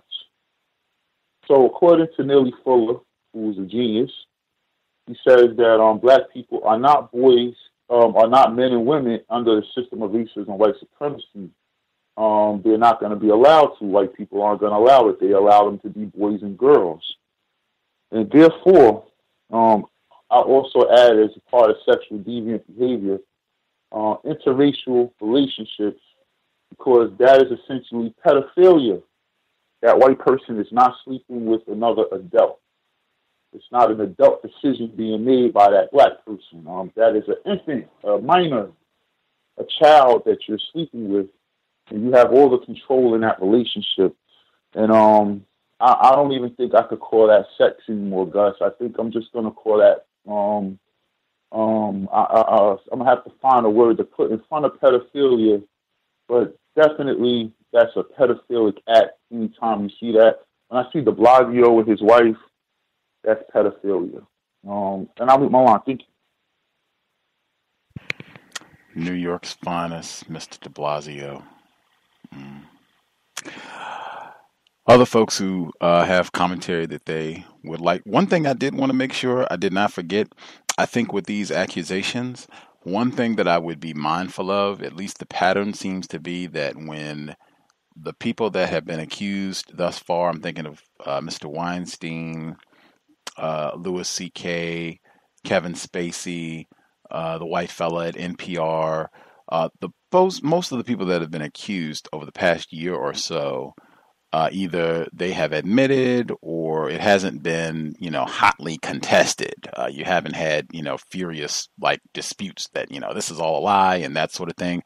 I would be mindful that in a system that is run primarily through deception, racist man, racist woman, they have a history of making false accusations, particularly false sexual accusations against black people. I would be very careful if these accusations continue, if there end up being non-white people accused. It would not surprise me at all if there end up being some sort of false allegations in all this, because it just seems like for the most part people have just accepted what folks have said, that they think this is true. The people that, have come out and made these accusations, I would just be mindful of that. Racists, they have a long, long history of false sexual allegations against black people, males, females. I would be very mindful.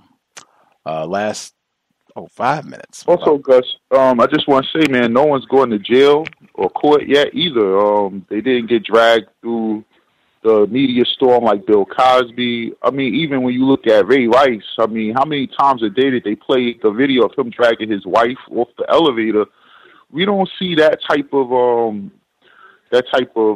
play taking place with all these white people, and they're admitting to doing some of this stuff. So, I'll mute my line. Thank you. Any other final? May I say one thing? Yes, ma'am. I'm sorry.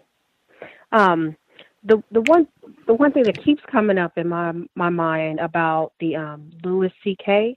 I'll never forget. I was flipping through the channels, and he had this one particular part in his stand-up where, and every time when Gus talks about when people say the N-word, his whole stand-up, and it was, just I feel like it was an example of him practicing racism.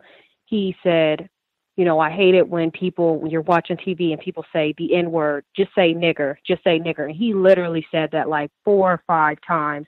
And it's like, you know what, ever since then, it's like I've never, he's a suspected racist, probably a racist in my opinion, but I would not be surprised that, because of his ability to practice racism so blatantly, and I don't recall too many white people laughing in the audience, but I think that's the reason why they're not putting him under as much scrutiny, because he is one of them, a part of the white team.